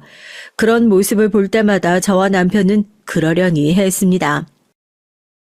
진호 저 녀석이 의사는 못됐어도 그나마 간호사 며느리라도 데려왔으니 장하지 뭐. 의사였으면 더 좋았겠지만. 시아버지는 농담처럼 말하긴 하셨지만 은연중에 의사 며느리를 바라셨나 보더라고요. 그래도 제가 간호사라는 말을 듣고는 바로 결혼을 허락하셨어요. 같은 의료계 식구라나 뭐라나 하시면서요. 그런데 사실 간호사인 제 입장에 시댁 식구 중에 의사가 있다는 건 썩 편하지만은 않습니다. 어쨌든 병원 내에 제가 의사들의 지시를 받고 움직이는 사람이니까요. 그런데 저희 시댁엔 하나도 아니고 둘이나 있으니 만날 때마다 좀 불편하긴 했어요. 안 하려고 해도 병원 일을 많이 얘기하게 되니까요. 그래도 시동생들은 둘 다 페이닥터로 개인 병원에서 일하고 있어서 저와 부딪힐 일은 없을 것 같아 다행이다 싶었습니다. 그런데 문제는 제가 결혼한 이후 벌어졌어요. 시동생 둘이 제가 결혼한 뒤 몇 년 사이에 결혼을 했는데 하필이면 둘 다 의사와 결혼을 한 거예요. 그것도 둘째 동서는 저와 같은 대학병원에 근무하는 의사였습니다. 같은 과는 아니었지만 병원에서 몇 번 본 적이 있는 사이였죠. 운명의 장난도 아니고 동서 둘이 다 의사라니요. 전 병원을 옮겨야 하나 말아야 하나 고민이 될 정도로 힘들었어요. 시동생들의 결혼은 저에게만 고난이었지 시댁엔 경사였습니다.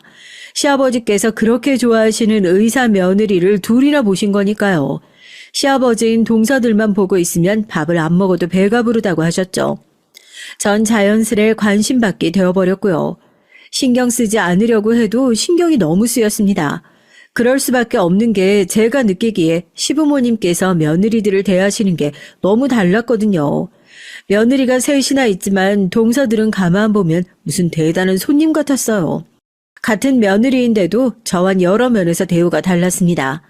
가족 행사가 있어서 시댁에 모이기라도 하면 시아버지는 동서들을 주방에 들어가지도 못하게 했고요. 전 당연히 주방에서 시어머니를 도와 일을 하는데 동서들에겐 자꾸만 방에 들어가서 쉬라고 하셨어요. 병원에서 하루 종일 힘들게 수술하고 온 애들을 뭐하러 불러? 저 귀한 손으로 주방에서 일이라도 하다가 다치기라도 하면 어떡하려고?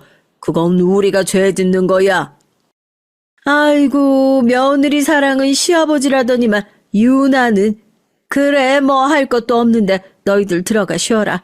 나랑 우리 큰며느리랑 하면 되지 뭐. 이게 은근히 서운해요.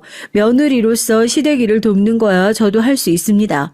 그런데 제가 맏며느리라 당연히 시어머니를 도와야 한다고 하시는 건지, 그게 아니면 전 의사가 아니니까 저만 일을 하라는 건지 괜히 혼자 마음속으로 자꾸만 곱씹게 됐어요. 저도 의사였으면 동서들과 똑같이 대우해줬을까 싶기도 하고요. 더 짜증이 나는 건 동서들의 태도입니다. 한 달에 한 번도 시댁 행사에 올까 말까 하면서 가끔 와도 손 하나 까딱을 안 해요. 아무리 시아버지가 아무것도 하지 말고 앉아있으라고 해도 그렇지, 저와 남편이 시어머니를 돕고 있는데도 꼼짝을 안 합니다. 다 큰 성인들이 식사 준비나 뒷정리 정도는 당연히 함께 해야 하는 거 아닌가요? 제가 시어머니와 음식 준비를 다 해놓으면 동서들은 앉아서 먹기 바빴어요. 식사가 끝나도 치울 생각은 조금도 하지 않았고요. 상 차리는 건 나랑 남편이 했으니까 상 치우는 건 둘째랑 막내가 같이 좀 해. 그러는 꼴이 너무 보기 싫어서 전 대놓고 둘째 동서와 막내 동서에게 일을 시켰습니다. 시동생들한테도 같이 주방에 들어가서 하라고 했고요. 여럿이서 하면 금방 끝날 일이라고요.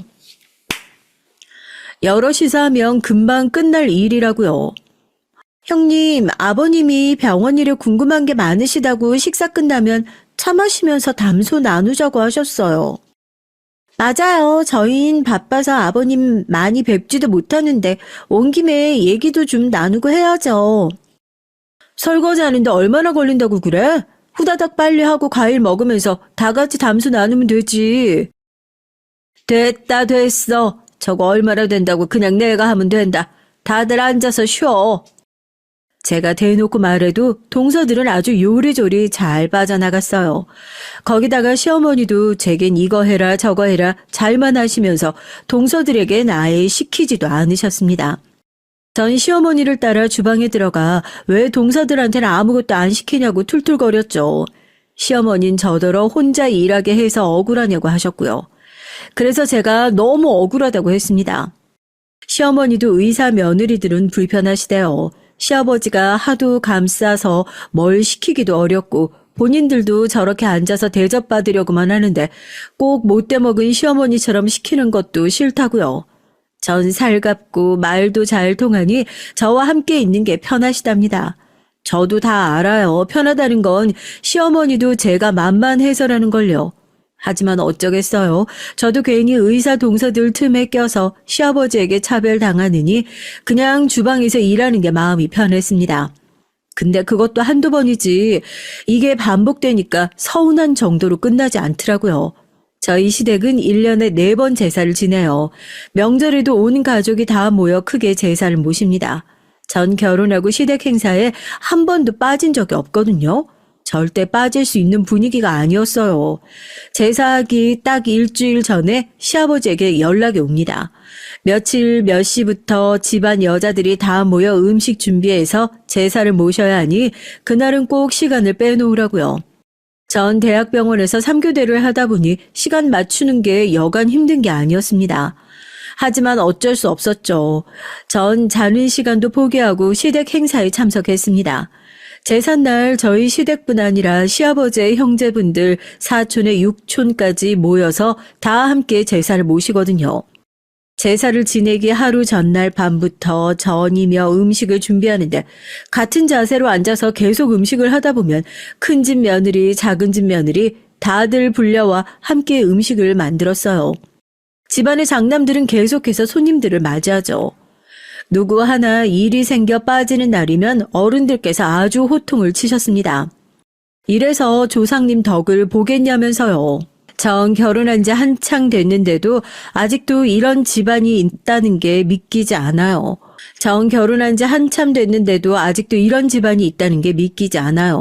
저도 대학에 들어가기 전까진 시골에 살았었는데도 시골에서도 본 적 없는 분위기였죠. 처음엔 저도 놀랐습니다. 서울 사람들도 이렇게 힘들게 제사를 지내고 집안에 행사가 많은 줄 몰랐거든요. 그런데 동서들은 예외였습니다. 둘째 동서가 생기고 나서 전 당연히 동서도 오는 줄 알았는데 시아버지께서 아예 부르질 않으셨더군요. 제사 때 시고모 할머니께서 이 집 둘째 며느리는 왜 안 왔냐고 묻는데도 시아버지는 손사래를 치셨어요. 아이고, 우리 교수님은 얼마나 바쁜데요. 제사가 아무리 중해도 사람 살리는 일하는 의사 선생님한테 전이나 붙이라고 어떻게 해요?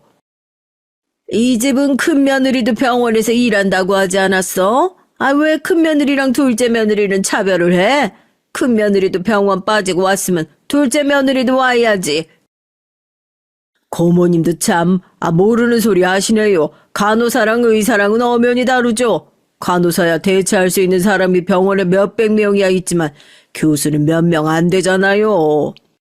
순간 주방에 있던 사람들 모두 다 고요해지면서 다들 제 눈치를 보는데도 시아버지는 혼자 웃고 있었습니다.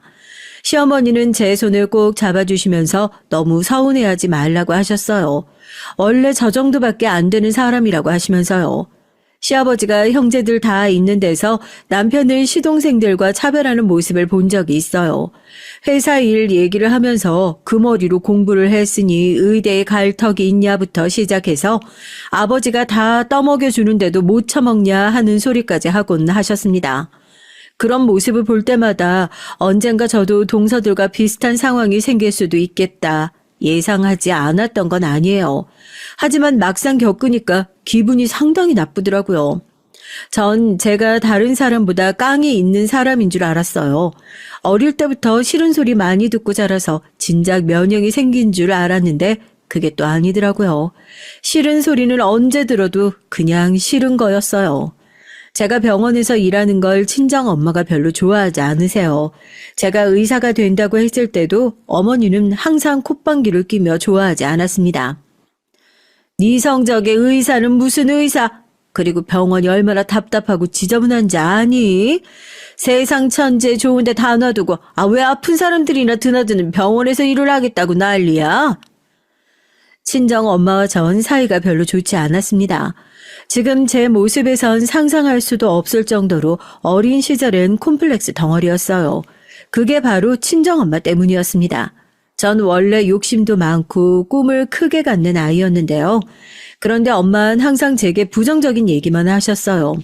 한참 꾸미는 것에 호기심이 많을 때 옷도 이것저것 입어보고 입술도 발라보고 했었는데 그 모습을 보고 엄마는 호박이 줄그면 수박되냐면서 전 아빠를 닮아 인물이 없으니 나중에 성형수술을 해서 싹 다 뜯어 고쳐야 한다고 했습니다. 하필이면 나를 안 닮고 인물이라고는 없는 지 아빠를 닮았나 몰라. 암튼 나쁜 건 다 닮았다니까. 엄마는 하나밖에 없는 자식한테 그게 할 소리야? 고슴도치도 자기 자식은 예쁘다고 한다는데 엄마 혹시 나 어디서 주워온 거 아니야? 그런 거면 지금이라도 빨리 친엄마한테 보내줘. 전 가끔 엄마가 제 친엄마가 아닌 거 아닐까 의심한 적이 있었어요. 그렇게 생각할 정도로 제게 매몰차게 굴었거든요. 내가 그랬으면 이혼할 때 너를 데리고 왔겠니? 이게 기껏 데리고 살아줬더니만 고마운 줄을 모르네. 내가 언제 엄마한테 나 데리고 나와달라고 한 적 있어? 나 원래 아빠랑 살고 싶었거든? 2년 이거 말하는 꼬라지 좀 봐. 네가 네 아버지랑 살았으면 잘 살았을 것 같아. 네 아버지는 가정에 아예 관심이 없는 사람이었어. 저도 철없던 시절이었기 때문에 엄마에게 모진 소리를 퍼부었어요. 그럴 때마다 엄마한테 머리고 등이고 두드려 맞고는 했죠. 그러다 속이 상한 엄만 절 집에 혼자 두고 나가서 매일 술을 퍼마시고 들어왔습니다. 엄만 우울증에 알코올 의존증이 심했거든요. 국민학교 때 아버지와 어머니가 이혼하신 이후 저의 모든 것이 달라졌습니다. 원래 유복하게 살았었어요. 정원이 있는 큰 집에서 살다가 부모님이 이혼하시면서 엄마가 저를 데리고 그 집을 나왔죠. 전 멀쩡한 집을 두고 나와 다 쓰러져가는 단칸방에서 엄마와 단둘이 살았습니다. 전 그 집이 너무 싫어서 어떻게 하면 다시 아빠한테 돌아갈 수 있을까 매일 밤 고민을 했어요. 그러던 와중에 제가 중학교 때 엄마가 재혼을 하셨죠. 새아버지는 작은 동네에서 혼자 사시면서 농사를 지으시던 분이었습니다. 형편이 넉넉하지 않았어요. 서울로 대학을 올 때까지 새아버지와 함께 살았지만 전 그 집에 마음을 붙이지 못했습니다. 저에게 아버지는 오로지 한 분이었으니까요. 아버지와 사는 지역이 달라 자주 만나진 못했지만 한 달에 한 번씩 학교 앞으로 찾아와서 맛있는 것도 사주고 좋은 옷이며 가방, 용돈도 넉넉히 주고 가셨고요. 그리고 항상 힘든 일이 있으면 아버지에게 연락하라고 했어요. 전 엄마와 새아버지가 있는 다 쓰러져가는 집이 아니라 아버지가 사는 집으로 가고 싶다고 졸랐습니다. 이젠 아버지와 살면 안 되냐고요. 그때 아버지의 곤란해하던 눈빛이 지금까지도 생생해요. 나중에 엄마에게 듣기론 아버지에게도 애인이 있다고 하더라고요. 네 아빠라는 사람 원래 옛날부터 여자 관계가 복잡했어. 지금도 여자가 한둘이 아닐걸? 증거 있어? 증거도 없으면서 엄마는 왜 아빠를 이상한 사람 만들어? 인연은 지금까지 먹여주고 키워준 게 누군데 맨날 지혜비 편만 들지 못돼 먹은 년. 친정엄만 이혼하고도 매일 제게 아버지 욕을 하셨습니다. 어떨 땐 아버지의 바람기 때문에 이혼했다고 하기도 하고 어떨 땐 아버지가 가정에 소홀해서 너무 외로웠다고 하셨죠. 전 아버지를 누구보다 존경하고 좋아했었기 때문에 엄마가 아버지 욕을 하는 게 싫었어요. 그리고 매일 툭하면 신세한탄하며 울고 짜는 엄마도 싫었습니다. 제 머릿속엔 어떻게든 엄마 품을 떠나 서울로 대학을 오고 싶다는 생각뿐이었어요. 아버지가 계신 서울로요. 하루라도 빨리 독립하고 싶었습니다. 그나마 다행인 건 친정 엄마와 새아버지 사이가 좋다는 거예요. 새아버지는 엄마의 이상한 성격을 다 받아주시는 너그러운 분이셨거든요. 그런데도 전 그 집에 함께 있는 게 전혀 행복하지 않았습니다. 저만 이방인 같았거든요. 지금도 마찬가지입니다. 시댁에 가면 전 항상 어디에도 끼지 못하고 이방인이 된 것만 같아요. 막내 동서까지 들어오고 나선 더 심해졌죠. 동서 둘은 같은 의사라는 거 말고도 공통점이 많았습니다. 왜 그런 애들 있잖아요. 어릴 때부터 부모님 품에서 부족한 거 없이 자라서 오로지 자기 자신밖에 모르는 애들이요. 동서 둘은 어릴 때부터 부유한 집안에서 자란 공주님이더라고요. 그래서 그런지 아직도 조선시대처럼 계급이 나누어져 있기라도 한 것처럼 조건으로 사람을 나눠서 자기 멋대로 판단하고 무시했어요. 동서들은 자기들은 의사고 저와 남편은 의사가 아니라는 것만으로도 자꾸만 선을 긋고 무시했습니다. 한 번은 그런 적이 있어요. 저희 아이가 영어 말하기 대회에서 상을 받은 적이 있거든요. 규모가 있는 대회였는데 3위로 입상을 했습니다. 마침 시아버지 생신이라 식구들이 다 모여 있었는데 그 소식을 들으시고 시부모님은 제 아들에게 너무 장하다고 용돈도 주셨어요. 역시 우리 집안 장손이네. 우리 장손도 작은 아빠들 따라서 의대 가면 되겠다. 아버지는 아들 둘 의사 만든 거로 부족해서 이젠 손주한테까지 그러세요? 시아버지께선 기분이 좋아서 하시는 얘기니 저희 부부도 농담 삼아 즐겁게 생각했습니다. 그런데 좋은 분위기를 동서들이 망치려고 작정을 했더군요. 의사는 뭐 아무나 가나요? 공부는 무조건 유전이에요. 어릴 때야 좋은 학원 다니고 좋은 선생님 만나면 대충 따라가는 것처럼 보이지만 진짜는 고등학교 들어가 봐야 안다니까요.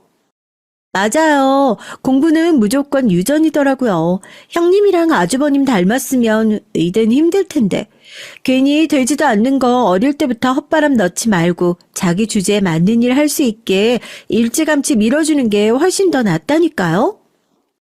시동생들이 동서들에게 농담이라도 무슨 그런 소리를 하냐고 동서들에게 다들 한마디씩 했지만 동서들은 아랑곳하지 않았습니다. 오히려 뭐가 그렇게 신이 나는지 희희낙낙거렸어요. 순간 저도 모르게 욱하더라고요. 조카가 상을 받았다는데 그냥 웃고 넘어가면 될 일을 굳이 기분 나쁜 소리를 왜 하는 건지 모르겠더라고요. 저도 그날은 그냥 넘어갈 수 없었습니다. 평소 어떤 식으로 대했든 간에 제 자식한테까지 재수없게 구는 꼴은 못 봐주겠더라고요. 원래 자식은 다 부모 닮는 거지 뭐. 근데 막내 동서랑 막내 서방님은 둘 다 쌍꺼풀이 엄청 진한데 우리 귀여운 조카만 쌍꺼풀이 없네? 이상하다. 누굴 닮아서 이런 거지?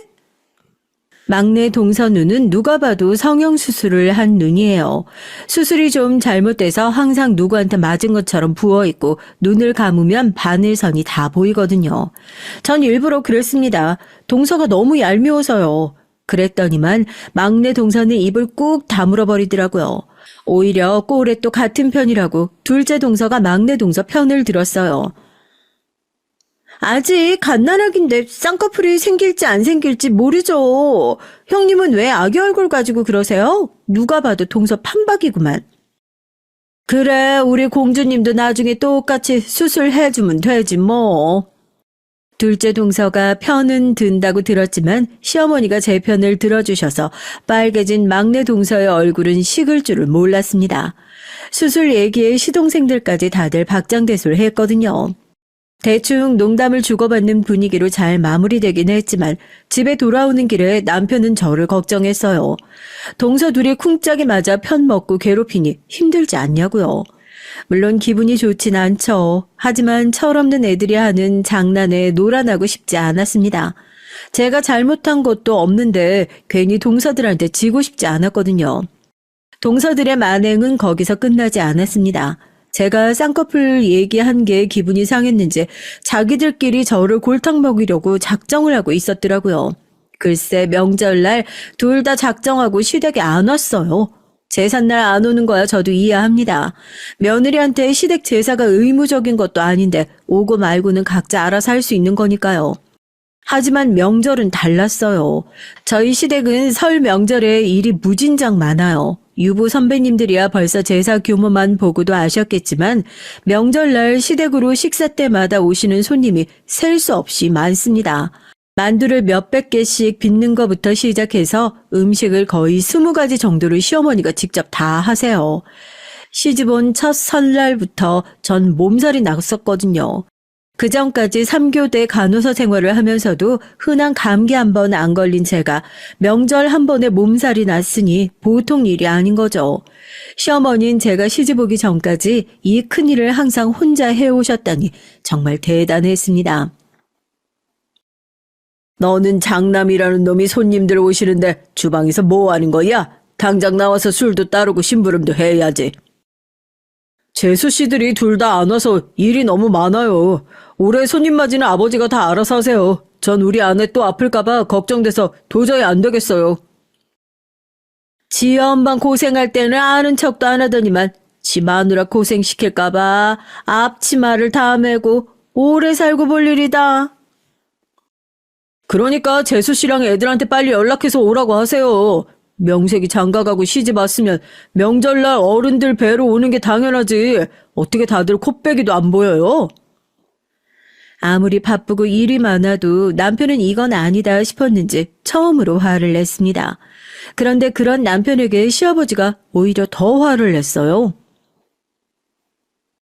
네 동생들이랑 재수 씨들이 보통 사람들이랑 같냐? 큰일하는 사람이 집안일까지 어떻게 신경을 써? 그런 일은 너희가 알아서 하면 되지. 시아버지 말에 한마디 더 하려고 나서려는 남편을 제가 말렸습니다. 저희가 백날 말해봐야 소용없다는 걸 너무 잘 아니까요. 사실 저도 동서들이 들어오면 좀 나아질 줄 알았어요. 시아버지가 저는 몰라도 의사 며느리들 눈치는 보시니까 동서들이 힘들다고 하면 시아버지도 좀 고집을 꺾으실 줄 알았거든요. 그런데 이건 웬걸 고집이 꺾이기는커녕 동서들은 둘 다 아예 오질 않았습니다. 명절날 근무해야 한다는 말도 안 되는 핑계를 대면서요. 물론 명절에도 대학 병원은 열기는 해요.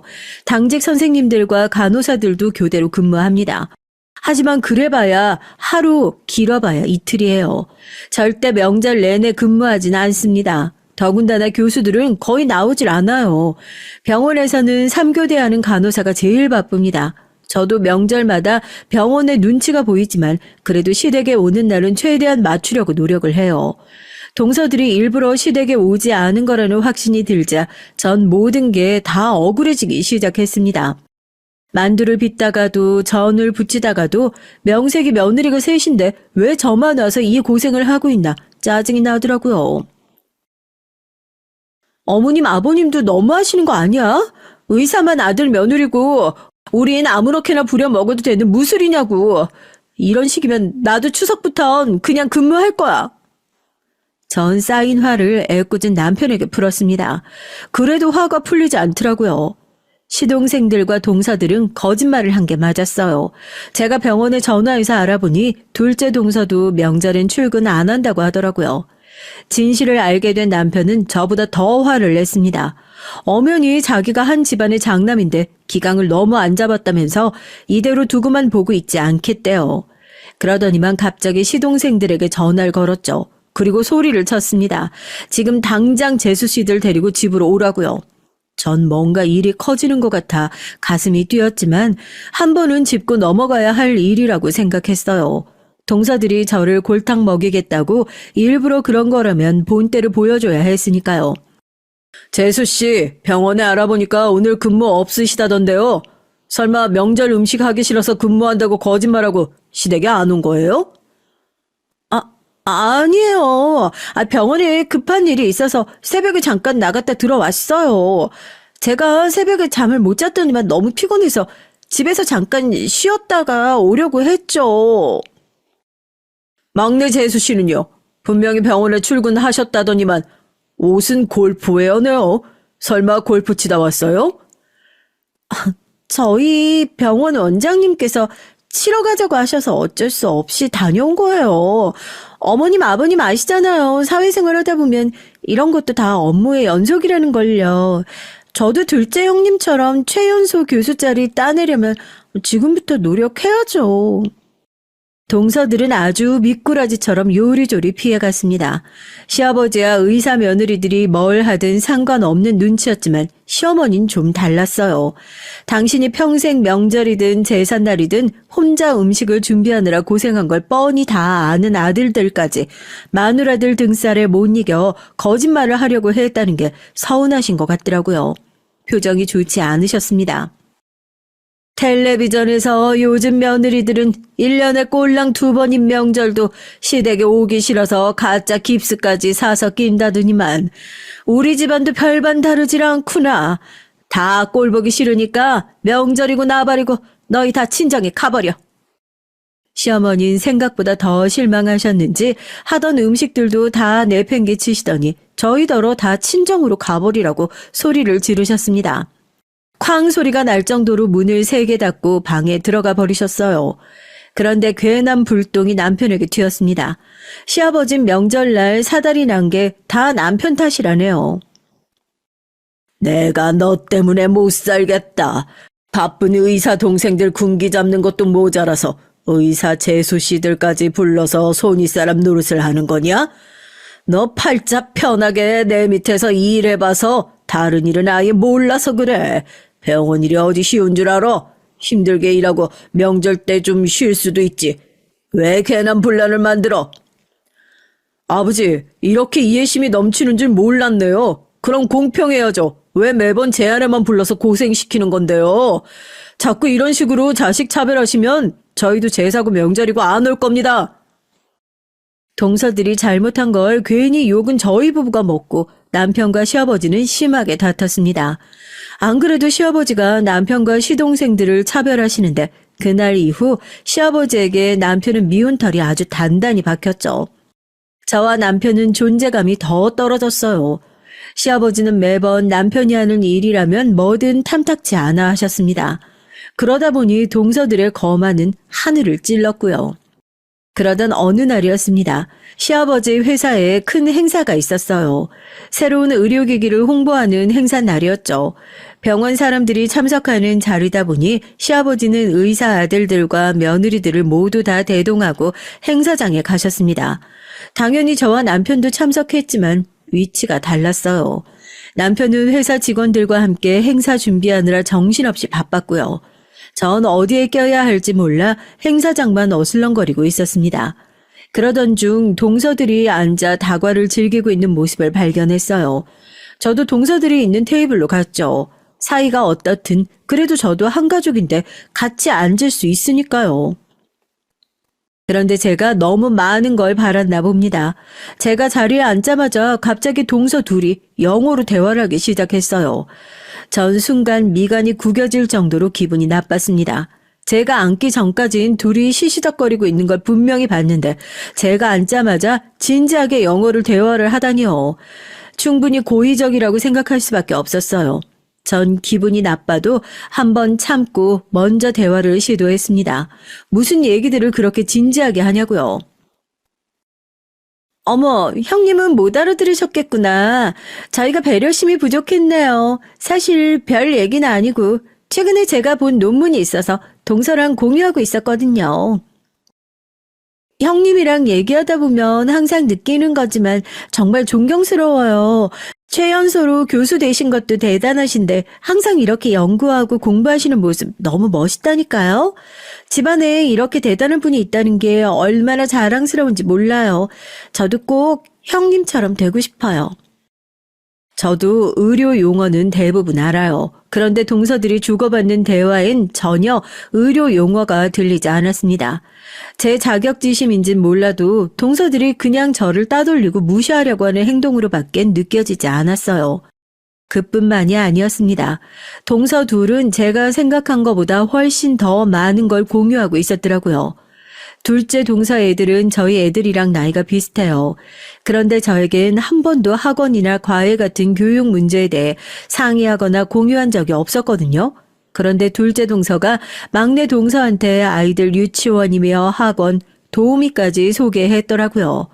제가 육아하면서 병원 일까지 하느라 도우미분을 못 구해서 고생한 적이 여러 번 있었거든요. 그래서 시어머니에게 애들을 부탁한 적도 있고요. 당연히 동서들도 알고 있어요. 제가 주변에 아는 분 있냐고 물은 적도 있어요. 그런데도 둘째 동선 저한테는 한 번도 공유해 준 적이 없었거든요. 이게 은근 서운하더라고요. 다른 건 몰라도 같은 워킹맘끼리 어떻게 저만 빼놓을 수 있나 싶어서요. 전 서운한 마음을 애써 감추고 제가 먼저 말을 꺼냈습니다.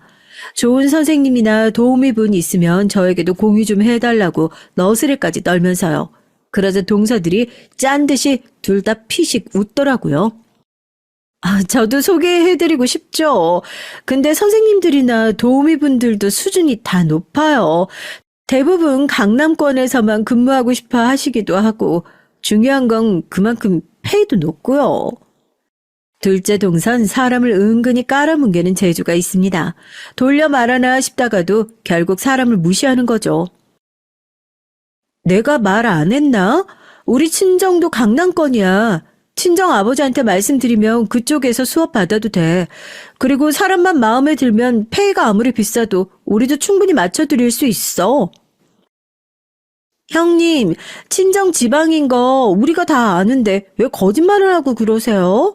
형님이 그러시니까 우리가 괜히 형님 무시하는 것 같잖아요. 동서, 그게 거짓말이 아니라.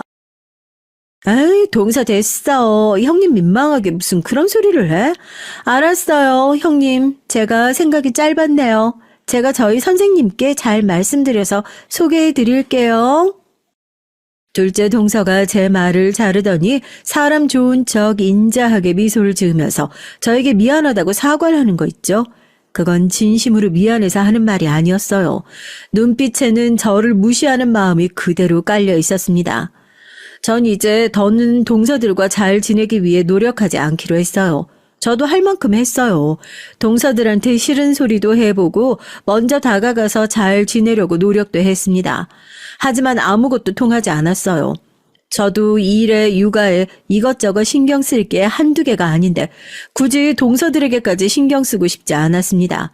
지금까지야 저도 알게 모르게 괜히 저만 간호사라는 거에 시아버지 앞에서 주눅이 들어 할 말도 다 못하고 살았지만 이젠 저도 제 성격대로 하기로 했어요. 그러던 중에 둘째 동서 생일이었습니다. 워낙 시댁에 행사가 많다 보니 형제들이나 며느리들 생일은 원래 각자 다들 알아서 했었는데 그날은 둘째 동서가 웬일인지 자기네 집에서 굳이 생일 파티를 하겠다면서 온 식구를 다 불렀어요. 전 은근 부담됐죠. 다른 사람도 아니고 우리 집안의 자랑인 교수님 생일이니 생일 선물을 뭘 해야 하나 걱정이 되더라고요. 남편을 어차피 뭘 해줘도 동서가 고마워할 리 없다면서 그냥 대충 구색만 맞추자고 했습니다. 그런데 구색을 갖추려고 해도 어느 정도 금액선에서 준비를 해야 할지 몰라 어렵더라고요. 마음 같아선 막내 동서와 상의하고 싶었지만 괜히 또 듣기 싫은 소리나 듣고 빈정만 상할 것 같아 그만두었습니다. 전 고민 끝에 백화점 상품권을 준비했어요. 남편 말대로 제가 뭘 사다 줘도 동서는 마음에 들어 할 것 같지 않았거든요. 퇴근하고 동서네로 가는 길에 케이크도 하나 샀습니다. 케이크를 들고 동서네 집에 갔더니만 이건 제가 생각한 생일 파티가 아니더라고요. 알고 보니 동서가 학회에 낸 논문이 있는데 그게 꽤 좋게 인정을 받았나 봐요. 그래서 생일 겸 논문 축하 파티를 같이 하는 거였습니다. 얘기를 미리 해줬으면 좋았을 텐데 동서는 식구들만 초대하는 게 아니었어요. 친구들의 가까운 동료들까지 불렀더라고요. 근데 아시죠? 제가 동서와 같은 병원에서 근무하는 걸요. 동서 생일인지 알고 갔는데 저와 함께 일하는 의사 선생님들이 수두룩했습니다. 저와 둘째 동서가 동서지간인지 몰랐던 분들도 있는데 참 민망하더라고요. 거기다가 더 어이가 없었던 건 둘째 동서의 태도였습니다. 자꾸만 사람들 앞에서 저를 김간호사라고 부르는 거예요. 김간호사님, 어머, 죄송해요. 형님, 제가 병원 사람들하고 같이 있다 보니까 헷갈렸네요. 형님, 저 샴페인 좀 더 갖다 주시겠어요? 진짜 저 여우 같은 년이라는 소리가 절로 튀어나올 뻔했습니다. 둘째 동서는 절대 생각 없이 아무 말이나 하는 사람이 아니에요. 뭐든 계산적으로 하는 사람인데 일부러 절 민망하게 하려고 하는 짓이라는 게 다 티가 났습니다. 어쩌겠어요. 저런 미친 게 제 동서인걸요. 전 최대한 의사 선생님들 눈을 피해 가족들과 있었습니다. 그런데 제가 잠시 화장실을 가다가 둘째 동서가 막내 동서와 하는 얘기를 듣고 말았죠. 제가 사온 케이크를 가지고 굳이 안 해도 될 소리를 하고 있더라고요. 어머, 이게 뭐야? 누가 이런 시장통 케이크를 사왔대? 누구긴 누구겠어. 우리 잘난 간호사 형님이지. 그 모습에 저도 모르게 욱하고 말았어요. 제가 말씀드렸었죠. 이제 웬만해서는 참지 않겠다고요. 전 제가 준비한 백화점 상품권 봉투를 들고 동서들에게 갔습니다. 그리고 둘째 동서에게 봉투를 건넸어요. 동서야, 워낙 부족한 게 없으니까 뭘 줘도 다 있을 것 같아서 그냥 상품권으로 준비했어. 필요한 거 사. 백화점 이름이 버젓이 적힌 봉투를 보자마자 둘째 동서는 봉투 안을 확인하더군요. 제가 한 20만 원이나 넣은 줄 알았을 거예요. 전 보란듯 100만 원 상품권을 넣었습니다. 동서들에게 보여주고 싶었거든요. 제가 자기들처럼 의사는 아니어도 저도 이 정도는 할 수 있다고요. 그런데 동서 반응은 제가 생각한 것과 달랐습니다. 갑자기 제 손을 덥석 잡더라고요. 형님, 제가 전에 얘기한 것 때문에 이러시는 거예요? 이러시지 않아도 제가 과외 선생님 소개시켜 드린다니까요. 뭘 이렇게 무리를 하셨어요. 형님 형편 제가 뻔히 아는데 저 이거 절대 못 받아요. 형님은 저한테 딱 이 케이크만 주셔도 충분해요. 저 케이크 잘 받을게요. 둘째 동선 순식간에 절 이상한 사람 만들었습니다. 제가 쥐뿔도 없으면서 오기로 동서에게 상품권을 선물한 사람처럼요. 동서는 제 손에 상품권을 쥐어주더니 케이크 박스를 들고 갔어요. 순간 주변에 있던 사람들이 저희를 보면서 수군거렸죠. 전 어이가 없어서 주방으로 들어가는 둘째 동서를 따라 들어갔습니다. 그런데 주방으로 따라 들어가지 않았으면 큰일 날 뻔했어요. 글쎄 동서가 케이크를 박스째 쓰레기통에 버려버리더라고요. 전 순간 꼭지가 돌아버렸습니다. 제 생에 그 정도로 화가 난 건 처음이었어요. 전 저도 모르게 미친 듯 달려가서 동서를 벽으로 밀어버렸습니다. 도대체 무슨 짓을 하는 거냐고 소리를 지르면서요. 동서, 머리가 좀 어떻게 된 거 아니야? 아무리 사람이 못돼 먹었어도 그렇지. 어떻게 내가 사온 걸 그대로 버릴 수가 있어? 그러게 이딴 케이크 누가 먹는다고 사와요? 난 호텔 케이크 아니면 입에도 안 되거든요. 정말 답이 없는 년이었습니다. 이젠 상종도 할 필요가 없었어요. 그 순간 소란스러운 소리를 듣고 시아버지가 들어오셨습니다. 시아버지는 상황 설명을 듣지도 않고 무조건 둘째 동서 편부터 들었어요. 기분 좋은 날 윗사람이 돼서 동서한테 왜 소리를 지르냐고요. 전 그게 아니라고 설명하려고 하는데 둘째 동서가 또 말을 잘랐습니다. 전 정말 형님이 걱정돼서 한 얘기였는데 형님은 제가 사람들 앞에서 일부러 쪽팔리게 하려고 했다고 오해하시고는 사온 케이크를 쓰레기통에 버려버리신 거 있죠? 뭐야? 그네 너, 내가 너를 잘못 봐도 아주 한참 잘못 봤구나. 손윗사람이 본보기를 보이진 못할 망정 아랫사람을 괴롭혀? 아버님, 그게 아니고요. 케이크는 제가 아니라 동서가 버렸어요. 이 땅 케이크 안 먹는다고 쓰레기통에 버렸다고요. 됐다. 내가 살다 며느리끼리 서로 헐뜯고 싸우는 꼴이나 보고 이래서 윗사람들이 잘 들어와야 하는 건데 수준이 안 맞으니 매일 분란이 나는구나. 시아버지는 자기 할 말만 하시고 주방을 나가버렸습니다. 전 정말 울컥해서 눈물이 펑펑 쏟아졌어요. 그날 전 능력 있는 동서를 시샘해서 동서한테 형님 노릇이나 하는 이상한 여자가 되어 있었죠.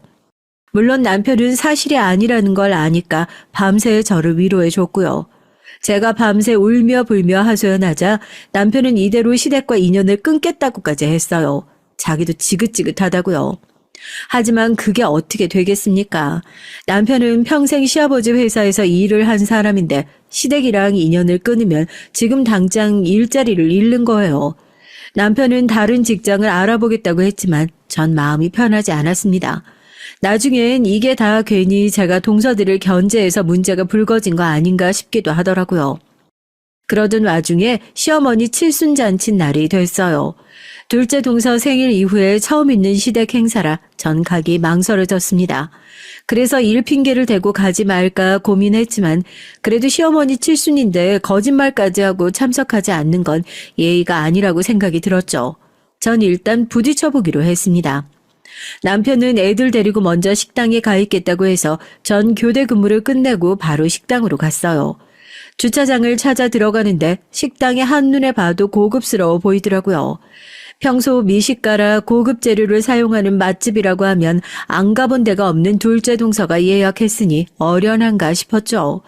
식당 입구 쪽에 동사들 차가 나란히 보이길래 저도 빈자리에 주차를 하려고 들어갔어요. 그런데 그때 입구에 서 있던 둘째 동서가 불이 나게 달려오더니 제 차 앞을 가로막았습니다. 전 놀라서 차를 세우고 운전석에서 내렸죠. 그리고 동서에게 소리쳤습니다. 위험하게 갑자기 차에 뛰어들면 어떡하냐고요. 그러자 둘째 동서가 하는 말이 가관이었어요. 형님, 눈치가 없어도 정도껏이지. 병원에서 중요한 손님들도 많이 오시는데 마티즈를 가족 자리에다 주차하면 어떡해요. 집안 망신이라니까. 빨리 차 빼서 다른 곳에 주차하세요. 전 둘째 동서의 행동이 기가 차다 못해 어이가 없어서 실소가 터지더군요. 제가 배까지 잡고 웃자 둘째 동서가 얼굴이 일그러졌어요. 동서, 마티즈가 뭐 어때서 그래? 동서 이런 거 가지고 사람 등급 나누고 그러는 몰상식한 사람이었어? 어머, 그럼 설마 지금까지 동선 의사고 내가 간호사라서 무시하고 그랬던 거야? 명색이 의사라는 사람이 같이 일하는 간호사를 무시하면 어떻게 해? 동서가 그러고도 좋은 의사라고 할 수 있어? 의사면 그냥 의사지 꼭 좋은 의사일 필요가 있어요? 하긴 병원에서 매일 의사 뒤치다거리나 하는 간호사가 뭘 알겠어? 이게 지금 다 무슨 소리야? 아니, 자네는 우리 병원 내과 윤 교수 아닌가? 그 순간 말도 안 되는 일이 벌어졌습니다. 저희 친정 아버지가 바로 그 자리에 나타나셨어요. 아니, 이사장님, 어떻게, 저희 시어머니 칠순인지 어떻게 알고 오셨어요? 윤 교수 시어머니 칠순이라고? 그럼 우리 윤 교수가 우리 딸이랑 동서지간이었나? 네? 이사장님이 형님 아버지시라고요? 말도 안 돼. 결혼식 날 뵙던 분은 분명 다른 분이었는데? 형님, 이게 어떻게 된 일이에요? 그랬습니다. 동선 당연히 모르고 있었겠지만 저와 동서가 다니는 대학병원 이사장님이 바로 저를 낳아주신 친아버지세요. 제가 일부러 친아버지에게 연락을 드렸습니다. 제가 그토록 병원에서 일하고 싶었던 이유가 바로 아버지 때문이에요. 저희 어머니 아버진 제가 국민학교 시절에 이혼하셨어요. 아버진 병원 일로 정신없이 바빴고 어머니는 우울증이 심해져 바쁜 아버지를 매일 원망하셨거든요. 처음 말씀드린 대로 전 어머니보다 아버지를 더 좋아했습니다. 항상 아픈 사람들을 위해 일하시는 아버지의 모습을 존경했으니까요. 그래서 아버지처럼 좋은 의사가 되고 싶었던 거예요. 성적이 안 돼서 포기하기는 했지만 그래도 간호사가 돼서 같은 의료인이 되었다는 것에 자부심을 느끼고 있었습니다. 어머니와 이혼했어도 저와 아버지는 계속 만나고 있었고요. 제가 간호대학에 갔을 때 누구보다 기뻐하셨던 것도 아버지예요. 어머니께서 제 등록금을 내주지 않겠다고 했을 때 도와주신 분도 아버지였습니다. 사실 호적상 아버지도 새아버지고 결혼식 때도 새아버지가 오셨기 때문에 제가 이사장님의 친딸이라는 사실을 아는 사람은 거의 없어요. 그랬으니 둘째 동서도 몰랐던 게 당연합니다. 지금까지 제가 시골에서 농사를 짓는 부모님 밑에서 자란 별 볼 일 없는 간호사인 줄만 알았던 동서들은 졸지에 입에 거품을 물고 있었어요. 윤 교수, 사람 그렇게 안 봤는데 원래 사람 막 무시하고 그러는 사람이었나? 동서지간이기 이전에 어쨌든 같은 병원에서 근무하는 간호사 선생님인데 어떻게 그렇게 무례하게 굴 수 있어? 자네한테 정말 실망했네. 아버진 그대로 혀를 끌끌 차며 식당 안으로 들어가셨습니다. 둘째 동서는 아버지에게 엘사 변명을 하려고 따라가다가 도저히 안 되겠는지 저에게로 달려왔어요. 그러더니만 한다는 말이 꼴 같지도 않더군요. 형님, 제 마음 아시죠? 제가 형님이랑 친하게 지내고 싶어서 장난친 거잖아요. 이사장님이 오해하셨나 보다. 오해 같은 소리 하고 있네. 동서 진짜 여우 같은 건 내가 진작 알고 있었는데 내가 이사장님 딸인 거 알자마자 이렇게 180도 달라질 줄 몰랐네. 형님, 뭐 하시는 거예요? 아우, 이 거지 같은 마티즈를 이따위로 주차하면 어떡해요. 아우, 빨리 차 빼세요. 그때 마침 막내 동서도 나와서 제 차를 가지고 한 소리 했습니다. 그러자 둘째 동서가 손사래를 치며 막내 동서에게 호통을 치더라고요. 동서! 어디서 감히 형님한테 그따위 소리를 해. 동서가 지금 당장 달려와서 형님 차 다시 주차해. 저기 제일 좋은 자리에. 우리 이사장님 차 바로 옆에다가. 둘째 동서는 곧바로 막내 동서에게 다가가 귓속말을 속삭였습니다. 그러자 막내 동서는 헐레벌떡 달려와서 제 차를 타고 주차까지 해주더군요. 대세 전환이 장난 아니었어요. 매일 시댁에 올 때마다 자기들은 의사고 내가 간호사라고 이것저것 시키면서 재수없게 굴더니만 제 앞에서 쩔쩔매는 모습을 보니 아주 볼만하더라고요. 제가 식당 안에 들어가려고 하자 동서 둘이 제 양쪽으로 오더니 팔짱을 꼈습니다. 형님, 저한테 기분 나빴던 거 있으면 지금 다 얘기하세요. 제가 다 하나하나 사과드릴 수 있어요. 둘째 형님은 좀 기다리세요. 큰형님, 저 이번에 형님들 병원으로 옮기는 거 아시죠? 이사장님, 아니 아버님께 저 좀 잘 봐달라고 얘기 좀 해주세요. 아셨죠? 전 어이가 없어서 양팔에 대롱거리고 있는 동서둘을 세게 밀쳐내고 식당 안으로 들어갔습니다. 여러분이라면 어떠시겠어요? 동서들이 지금까지 제게 저지른 만행들을 용서해 줄 수 있으시겠어요? 그날 이후로 동서들의 태도는 완전히 달라졌습니다. 사실 달라진 건 동서들 뿐이 아니에요. 저희 시아버지가 제일 많이 달라지셨죠. 저희 친아버지가 대학병원 이사장이라는 사실을 아시자마자 저에게 제발 한 번만 자리를 마련해달라고 사정을 하셨습니다. 그러면 사업에 큰 도움이 될 거라고요. 전 이때다 싶었습니다. 아버님, 그럼 저희 남편 아버님 뒤를 이어서 회사 경영에도 참여할 수 있는 거죠? 그럼 당연하지. 난 우리 회사 무조건 우리 장남한테 물려줄 생각이었어. 네 시동생들이나 동서들은 그래 봐야 월급쟁이 아니냐. 우리 사돈이 대학병원 이사장님인데 앞으로 우리 장남한테 얼마나 큰 힘을 실어주시겠어. 역시 사업하시는 분은 다르더라고요. 뭐가 당신에게 이익인지 바로 파악을 하셨습니다. 이럴 줄 알았으면 진작 아버지를 만나게 해드릴 걸 그랬더라고요. 그날 이후 저의 시댁 생활은 아주 평화로웠습니다. 동서들은 병원에서도 저만 보면 달라붙어서 온갖 아양을 다 떱니다. 시댁에서도 마찬가지고요. 명절이고 제삿날이고 항상 저보다 먼저 와서 알아서들 음식 준비를 한다니까요. 동서들이 언제 또 돌변해서 저를 가지고 놀지는 모르겠지만 지금은 마냥 이 순간을 즐겨보려고요. 그래도 제 앞에서 짤짤매는 동서들을 보니까 속은 시원합니다. 여러분들도 가까운 사람에게 말도 안 되는 무시와 모욕을 당했던 일이 있으시면 댓글 달아주세요. 저도 제 속 얘기 글로 써보니까 속이 좀 풀리는 것 같더라고요. 지금까지 저의 긴긴 얘기 들어주셔서 감사합니다.